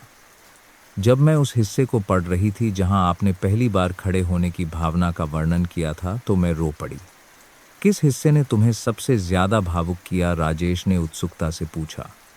वह हिस्सा जहां आपने लिखा था, मैं महंगे अस्पतालों में चमत्कार की तलाश कर रहा था, लेकिन मैंने उसे एक गरीब लड़की के बचे हुए भोजन के डिब्बे में पाया। यह चिकित्सा का चमत्कार नहीं था, बल्कि मानवता का चमत्कार था। माया ने अपने पसंदीदा अंश को फिर से पढ़ा। हर बार जब मैं इसे पढ़ती हूँ तो मुझे लगता है कि मैं कितनी भाग्यशाली हूँ कि मैं आपसे मिली। प्रिया ने सिर हिलाया। मैं भी। यह किताब न केवल आपके ठीक होने की यात्रा के बारे में है, बल्कि हमारे पूरे परिवार के प्यार को फिर से खोजने की यात्रा के बारे में भी है। राजेश ने अपनी दोनों बेटियों को गले लगा लिया। ऐसा इसलिए है क्योंकि तुम लोग ही इस कहानी के असली लेखक हो। 1 साल के संचालन के बाद सिंह चैरिटेबल फाउंडेशन ने 500 से अधिक गरीब छात्रों की सहायता की, 10 मुफ्त रसोई और 2 चैरिटी अस्पताल खोले। आंकड़े प्रभावशाली हैं। एक रिपोर्टर ने एक साक्षात्कार में कहा, आपके पास फाउंडेशन को इतनी कुशलता से प्रबंधित करने का क्या रहस्य है? रहस्य यह है कि मेरे पास 2 अद्भुत बेटियां हैं। राजेश ने जवाब दिया, माया और प्रिया की ओर देखते हुए जो बगल में बैठी थीं। माया अपने दयालु दिल के साथ और प्रिया अपनी तेज बुद्धि के साथ। उन्होंने मेरे सपने को हकीकत में बदल दिया है। और आप, राजेश जी, रिपोर्टर ने जारी रखा, आपको सबसे ज्यादा किस चीज ने बदला?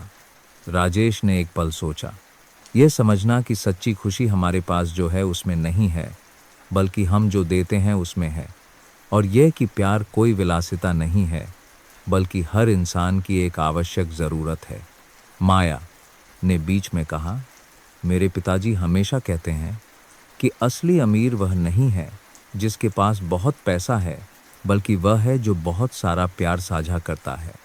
एक सप्ताहांत की दोपहर राजेश का परिवार चैरिटी परियोजनाओं का दौरा करने गया। दालावह जिले की मुफ्त रसोई में वे एक मजदूर से मिले जो लंबे समय से बेरोजगार था। आपके और आपकी बेटियों के कारण मेरा परिवार बच गया। धन्यवाद, उसने गहराए आंसुओं के साथ कहा। कुछ महीने पहले मेरा परिवार भूखा था क्योंकि मेरे पास कोई काम नहीं था। इस जगह के कारण मेरा परिवार सबसे कठिन समय से गुजर पाया। माया ने उसका हाथ पकड़ा। क्या आपको अब काम मिल गया है? हाँ, और अब मैं भी हर सप्ताहांत यहाँ स्वेच्छा से काम करता हूँ ताकि दूसरों की मदद कर सकूं, जैसे मेरी मदद की गई थी। राजेश ने अपने दिल में एक गर्मजोशी महसूस की। क्या आप जानते हैं, यही तो मैं सबसे ज्यादा चाहता था, सिर्फ मदद पाना नहीं, बल्कि उस प्यार को आगे बढ़ाना। मैं समझता हूँ साहब, मजदूर ने सिर हिलाया। आपने हमें सिखाया है कि जब हमें मदद मिलती है तो हमें दूसरों की मदद करना याद रखना चाहिए। यही एकमात्र तरीका है जिससे प्यार कभी खत्म नहीं होता। चैरिटी अस्पताल में वे एक अंतिम चरण के कैंसर रोगी से मिले जिसका मुफ्त में इलाज चल रहा था। डॉक्टर माया, एक रिश्तेदार की तरह मेरी देखभाल करने के लिए धन्यवाद, उसने माया से कहा। मैं गरीब हूँ, मेरे पास इलाज के लिए पैसे नहीं हैं, लेकिन यहाँ मेरे साथ एक शाही व्यक्ति की तरह व्यवहार किया जाता है। माया ने उसका हाथ पकड़ा। आप सबसे अच्छे इलाज के लायक हैं। स्वास्थ्य अमीरी गरीबी नहीं देखता। डॉक्टर हो सकता है मैं इस बीमारी से न बच पाऊं, लेकिन मैं कहना चाहती हूं कि आपके और राजेश जी के कारण मैंने अपने जीवन के अंतिम दिन सम्मान और प्यार के साथ बिताए हैं। उसने कहा, आंसू लुढ़क रहे थे। राजेश ने भावुक होकर उसका हाथ पकड़ लिया। आपने भी हमें बहुत कुछ दिया है। आपने हमें सिखाया है कि सबसे कठिन परिस्थितियों में भी इंसान कृतज्ञता और प्यार बनाए रख सकता है। प्रिया ने बीच में कहा, और आपने हमें यह भी याद दिलाया है कि हर स्वस्थ दिन एक उपहार है जिसकी सराहना की जानी चाहिए। उस दोपहर घर लौटते समय राजेश ने अचानक एक पुराने बरगद के पेड़ के नीचे कार रोक दी। पिताजी, क्या हुआ? प्रिया ने पूछा। यहाँ उन्होंने पेड़ की जड़ की ओर इशारा किया। यह वह जगह है जहाँ मैं और मोहन अंकल उन दिनों में खाना खाते थे, जब हमारे पास खाना खरीदने के लिए पैसे नहीं होते थे। हम एक टिफिन साझा करते थे और वादा करते थे कि जब हम अमीर हो जाएंगे तो हम ज़रूरतमंदों की मदद करेंगे। माया ने सम्मान भरी नज़रों से पेड़ को देखा। यह वह जगह है जहाँ से यह सब शुरू हुआ। हाँ, राजेश ने सिर हिलाया। और अब हमने उस वादे को पूरा कर लिया है। वह अपनी बेटियों की ओर मुड़े। मैं इस जमीन को एक छोटा सा पार्क बनाने के लिए खरीदना चाहता हूँ, जिसका नाम मानवता पार्क रखा जाएगा, जहाँ लोग मुफ्त में आकर आराम कर सकें। अद्भुत विचार, प्रिया ने ताली बजाई। हम आपकी और मोहन अंकल की कहानी बताते हुए एक छोटी सी पट्टिका लगा सकते हैं, माया ने कहा, और यह पंक्ति लिख सकते हैं। प्यार एक साझा भोजन के कटोरे से शुरू होता है। पहली मुलाकात के 1.5 साल बाद गर्मी की एक दोपहर राजेश का परिवार नए अपार्टमेंट की छत पर बने छोटे से बगीचे में एक साथ बैठा था। मिहिर अब पूरी छात्रवृत्ति के साथ वास्तुकला में विश्वविद्यालय में था। प्रिया मेडिकल के 3रे वर्ष की तैयारी कर रही थी और माया मानवता अस्पताल की सबसे प्रिय युवा डॉक्टर बन गई थी। पिताजी, मुझे कुछ कहना है, माया ने अचानक गंभीर चेहरे के साथ कहा। बोलो बेटी, राजेश ने प्रोत्साहित किया। मैं आपको एक अद्भुत परिवार देने के लिए धन्यवाद देना चाहती हूँ, लेकिन मैं यह भी कहना चाहती हूँ कि मैंने अपना वादा पूरा कर लिया है। कौन सा वादा? आपके पैर ठीक करने का वादा। लेकिन वास्तव में मैंने उससे कहीं ज्यादा ठीक किया है। माया ने उन्हें ईमानदारी से देखा। मैंने आपके दिल, प्रिया दीदी के दिल और मेरे खुद के दिल को भी ठीक कर दिया है। हम एक दूसरे को फिर से पा चुके हैं। राजेश मुस्कुराए उठे और अपनी बेटी को गले लगा लिया। नहीं, मुझे तुम्हारा धन्यवाद करना चाहिए। तुमने मुझे सबसे महत्वपूर्ण सबक सिखाया है। प्यार पाने के लिए पहले हमें प्यार देना सीखना होगा। जब रात शहर पर उतरी तो परिवार के 4 सदस्य एक साथ बैठकर नीचे की टिमटिमाती रोशनी को देख रहे थे। क्या तुम लोग जानते हो? राजेश ने भावुक आवाज में कहा। मैं सोचता था कि वह दुर्घटना सबसे बुरा अभिशाप थी, लेकिन अब मैं समझता हूं कि यह मेरे जीवन का सबसे अद्भुत उपहार था। आप ऐसा क्यों कहते हैं? मिहिर ने पूछा, जो लंबा होने के बावजूद अभी भी भोला था। क्योंकि अगर दुर्घटना न होती तो मैं कभी माया से नहीं मिलता।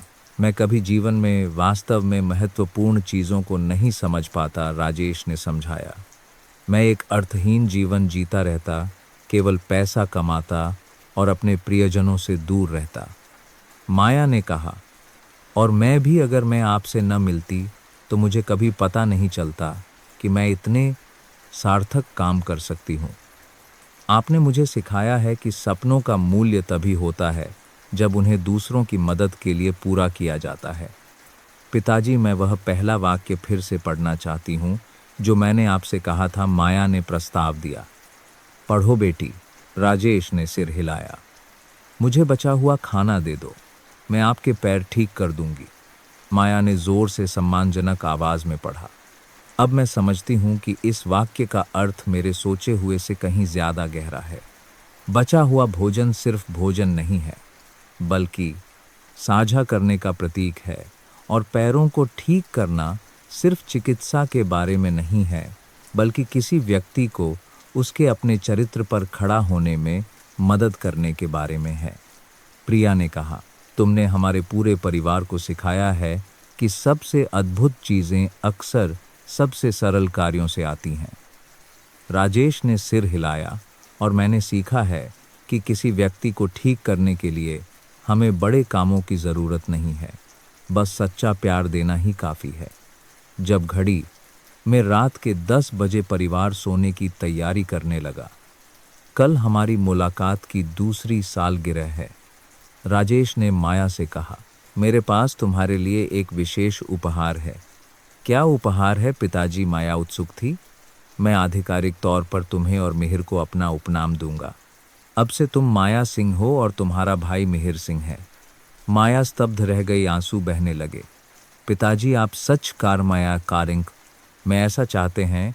मैं चाहता हूं कि पूरी दुनिया जाने कि माया और मिहिर मेरे बच्चे हैं। गोद लिए हुए नहीं, बल्कि भावनात्मक रूप से असली बच्चे। प्रिया ने माया को कसकर गले लगा लिया। माया दीदी, अब हम सच में असली बहनें हैं। मैं भी दीदी। माया फूट फूट कर रो पड़ी। मेरे पास एक पूरा परिवार है, जैसा मेरी माँ ने सपना देखा था। मिहिर जो कम बोलता था भी अपने आंसू नहीं रोक सका। धन्यवाद पिताजी, मुझे एक नया परिवार देने के लिए। मैं एक ऐसा बेटा बनने की कोशिश करूंगा जिस पर आपको गर्व हो। उस रात सोने से पहले राजेश बाथरूम में आईने के सामने खड़े हुए खुद को देखते हुए, चेहरे पर अब निराशा की झुर्रियां नहीं थीं, बल्कि खुशी की मुस्कान की रेखाएं थीं। पैर स्थिर हो गए थे, लेकिन इससे भी महत्वपूर्ण बात यह है कि दिल पुनर्जीवित हो गया था। मोहन, उन्होंने अपने पुराने दोस्त से चुपचाप कहा, तुम देख रहे हो, तुम्हारी बेटी ने न केवल मुझे बल्कि मेरे पूरे परिवार को बचाया है। तुमने एक अद्भुत बच्ची की परवरिश की है। उन्होंने अलमारी खोली, मोहन के साथ ली गई पुरानी तस्वीर निकाली और उसे ड्रेसिंग टेबल पर रख दिया। अब से मैं हर दिन वैसे ही जीऊंगा जैसे तुमने मुझे सिखाया है, प्यार करने और प्यार पाने के लिए जीना। मुझे माया भेजने के लिए धन्यवाद। खिड़की के बाहर मुंबई शहर अभी भी टिमटिमाती रोशनी के साथ व्यस्त था, लेकिन राजेश के दिल में पूरी शांति थी। उन्होंने सबसे महत्वपूर्ण चीज फिर से पाली थी, एक प्यार करने वाला परिवार और एक सार्थक जीवन। अगली सुबह एक आरामदायक सप्ताहांत के नाश्ते के दौरान राजेश ने अंतिम घोषणा की, बच्चों मुझे कुछ साझा करना है। जी पिताजी, तीनों ने ध्यान से सुना। मैंने परोपकार के काम के लिए अपना पूरा समय समर्पित करने के लिए कंपनी के अध्यक्ष पद से इस्तीफा देने का फैसला किया है। सच में पिताजी, प्रिया हैरान थी। लेकिन कंपनी का क्या होगा? कंपनी का प्रबंधन एक पेशेवर कार्यकारी बोर्ड द्वारा किया जाएगा और मैं चैरिटी परियोजनाओं के विस्तार पर ध्यान केंद्रित करूंगा, राजेश ने समझाया। मैं देखना चाहता हूं कि हर गरीब बच्चे को शिक्षा का अवसर मिले, हर बीमार व्यक्ति की अच्छी देखभाल हो। माया भावुक हो गई। मैं आपके फैसले का समर्थन करती हूँ। यही तो मेरी माँ और मेरे पिता हमेशा चाहते थे और मैं आपके साथ इस सपने को पूरा करूँगी, माया ने जारी रखा। मैं ग्रामीण क्षेत्रों में और अधिक मुफ्त क्लिनिक खोलना चाहती हूँ, जहाँ लोगों को चिकित्सा सेवाओं तक पहुँचने में कठिनाई होती है। प्रिया ने सिर हिलाया। मैं भी पिताजी। स्नातक होने के बाद मैं महंगे निजी अस्पतालों के बजाय चैरिटी अस्पतालों में काम करना चाहती हूँ। मिहिर ने बीच में कहा, और मैं गरीबों के लिए सस्ते घर डिज़ाइन करूँगा। मैं चाहता हूँ कि हर किसी के पास एक अच्छा घर हो। राजेश ने अपने तीनों बच्चों को देखा, उनका दिल गर्व से भर गया। तुम लोगों ने सफलता का असली अर्थ समझ लिया है। बहुत पैसा होना नहीं, बल्कि बहुत सारे कारभार का अपना अच्छे काम करना। उस भाग्यशाली मुलाकात के 3 साल बाद सिंह चैरिटेबल फाउंडेशन दक्षिण का सबसे बड़ा गैर लाभकारी संगठन बन गया था। इस साल की रिपोर्ट प्रभावशाली है। प्रिया ने मासिक पारिवारिक बैठक में कहा, हमने 1200 छात्रों की सहायता की है, 20 मुफ्त रसोई और 5 चैरिटी अस्पताल खोले हैं। माया ने कहा, और सबसे महत्वपूर्ण बात, हमने हजारों लोगों का एक स्वयंसेवी नेटवर्क बनाया है। वे न केवल मदद प्राप्त करते हैं, बल्कि स्वेच्छा से दूसरों की मदद भी करते हैं। राजेश ने संतुष्टि से सिर केवल मदद प्राप्त करते हैं हिलाया। यही सबसे बड़ी सफलता है। हमने प्यार का एक अंतहीन चक्र बनाया है। मिहिर, जो अब वास्तुकला के तीसरे वर्ष का छात्र था और चैरिटी निर्माण परियोजनाओं का मुख्य डिजाइनर था, ने कहा, क्या आप जानते हैं, कल मैं एक छात्र से मिला जिसे फाउंडेशन द्वारा सहायता दी गई थी। उसने कहा कि उसका सबसे बड़ा सपना बाद में हमारी तरह एक चैरिटेबल फाउंडेशन स्थापित करना है। यही तो मैं सबसे ज्यादा चाहता था। राजेश मुस्कुराए। प्यार फैलेगा और अनगिनत गुना बढ़ेगा। साल के अंत में एक प्रेस कॉन्फ्रेंस में जब चैरिटेबल फाउंडेशन की सफलता के रहस्य के बारे में पूछा गया तो राजेश ने जवाब दिया, एकमात्र रहस्य यह है कि हम अपने दिल से परोपकार का काम करते हैं। हम गरीबों को मदद की ज़रूरत वाले विषयों के रूप में नहीं देखते, बल्कि दोस्तों, रिश्तेदारों के रूप में देखते हैं जिनकी देखभाल की जानी चाहिए। माया ने बीच में कहा, मेरे पिताजी हमेशा सिखाते हैं कि जब हम प्यार देते हैं तो हम कुछ भी नहीं खोते हैं, बल्कि और भी बहुत कुछ पाते हैं। मदद पाने वाले की हर मुस्कान सबसे कीमती इनाम है। एक रिपोर्टर ने पूछा, राजेश जी, क्या आपको परोपकार पर इतना पैसा खर्च करने का कोई अफसोस है? खर्च, राजेश जोर से हंसे। मैंने कभी भी इतना अमीर महसूस नहीं किया है। मैं अपने 3 बच्चों के प्यार से अमीर हूँ, दूसरों को खुश देखकर मिलने वाली खुशी से अमीर हूँ, और जीवन के अर्थ से अमीर आपको परोपकार पर इतना पैसा खर्च करने का हूँ। ये ऐसी संपत्तियां हैं जिन्हें कोई नहीं छीन सकता। यह जवाब सभी अखबारों में प्रकाशित हुआ और कई लोगों के लिए एक प्रेरणादायक उद्धरण बन गया। साल के अंत की शाम राजेश के परिवार ने माया के 23वें जन्मदिन का जश्न मनाने के लिए एक छोटी सी पार्टी का आयोजन किया। मेरी बेटी अब एक आधिकारिक डॉक्टर है, राजेश ने गर्व से कहा, माया को एक विशेष उपहार देते हुए। यह क्या है? पिताजी, माया ने उपहार बॉक्स खोला। अंदर सोने का एक स्टेथोस्कोप था जिस पर उसका नाम और यह पंक्ति खुदी हुई थी, मेरी सबसे अद्भुत बेटी के लिए जिसने मुझे प्यार करना सिखाया। पिताजी, यह उपहार बहुत सुंदर है। माया ने उन्हें कसकर गले लगा लिया। लेकिन सबसे बड़ा उपहार जो मुझे मिला है वह यह परिवार है। प्रिया ने अपना उपहार दिया, एक फोटो एल्बम जिसमें परिवार की पिछले 3 वर्षों की यात्रा को दर्ज किया गया था। जिस दिन आप पहली बार घर आईं, उससे लेकर आज तक सबसे बड़ा उपहार को दर्ज किया गया था। कुछ यहाँ दर्ज है, उसने समझाया। यह प्यार के चमत्कार की कहानी है। मिहिर का भी अपना उपहार था, उसके द्वारा बनाई गई एक पेंटिंग जिसमें 4 लोगों का परिवार खुशी से हंसते हुए दिखाया गया था। मैंने हमें वैसे ही चित्रित किया है जैसे मैं हमें देखता हूँ, एक आदर्श परिवार जो प्यार से बना है, खून से नहीं। जब रात हुई, राजेश अकेले बालकनी पर खड़े थे, सोए हुए शहर को देख रहे थे। 3 साल पहले वह इसी स्थान पर निराशा में खड़े थे, अपने जीवन को समाप्त करने के बारे में सोच रहे थे। अब वह यहाँ खुशी से भरे हुए थे, एक प्यार करने वाले परिवार और भविष्य की सार्थक योजनाओं के साथ। जीवन वास्तव में चमत्कारी है। उन्होंने खुद से कहा, एक कटोरी बचे हुए भोजन ने सब कुछ बदल दिया। उन्हें अपनी माँ की बचपन की सीख याद आई। बेटा, लोग इस दुनिया में धन जमा करने के लिए नहीं, बल्कि अच्छे कर्म जमा करने के लिए जीते हैं। क्योंकि जब हम मरते हैं तो हम अपने साथ कुछ भी नहीं ले जा सकते, केवल हमारे द्वारा किए गए अच्छे काम ही हमेशा के लिए रहते हैं। माँ, मैं यह समझ गया हूँ, उन्होंने चुपचाप कहा, और मैं इसे अपने बच्चों को सिखाऊंगा ताकि यह प्यार पीढ़ियों तक बना रहे।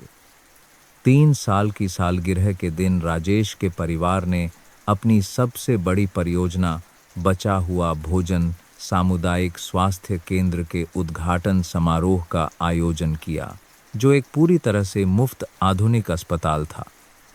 आज मेरे जीवन का सबसे विशेष दिन है, राजेश ने अपने भाषण में कहा। 3 साल पहले मैं एक व्हील चेयर पर बैठा था और सोचता था कि मेरी जिंदगी खत्म हो गई है। लेकिन एक युवा लड़की आई और कहा, मुझे बचा हुआ खाना दे दो, मैं आपके पैर ठीक कर दूंगी। उस समय मुझे विश्वास नहीं हुआ, लेकिन अब मैं सभी को बताना चाहता हूँ कि माया ने अपना वादा निभाया। उन्होंने माया की ओर देखा जो चिकित्सा निदेशक की सफ़ेद कोट में बगल में खड़ी थी। तुमने न केवल मेरे पैरों को बल्कि मेरी आत्मा को भी ठीक कर दिया। तुमने मुझे सिखाया है कि दुनिया का सबसे बड़ा चमत्कार चल पाना नहीं है, बल्कि प्यार करना और प्यार पाना है। उसी दिन दोपहर में जब सब लोग चले गए, राजेश का परिवार अस्पताल के भूतल के एक छोटे से कमरे में बैठा था, जहां माया हर दिन काम करेगी। पिताजी, मैं कुछ कहना चाहती हूँ, माया ने चमकीली आंखों से कहा। मुझे न केवल एक परिवार देने के लिए, बल्कि मुझे जीवन का असली अर्थ सिखाने के लिए भी धन्यवाद। मैं सोचती थी कि सफलता एक अच्छा डॉक्टर बनना और बहुत सारा पैसा कमाना है, लेकिन आपने मुझे सिखाया है कि असली सफलता दूसरों के जीवन को बेहतर बनाना है। प्रिया ने कहा, मैं भी। मैं सोचती थी कि मेडिकल की पढ़ाई सिर्फ एक स्थिर करियर के लिए है, लेकिन माया दीदी की वजह से मुझे समझ में आया कि चिकित्सा उपचार की कला है न केवल शरीर की बल्कि आत्मा की भी। मिहिर, जो छोटा होने के बावजूद बहुत परिपक्व हो गया था, ने कहा, मैंने इस परिवार से यह भी सीखा है कि वास्तुकला सिर्फ घर बनाना नहीं है, बल्कि प्यार के पनपने के लिए जगह बनाना है।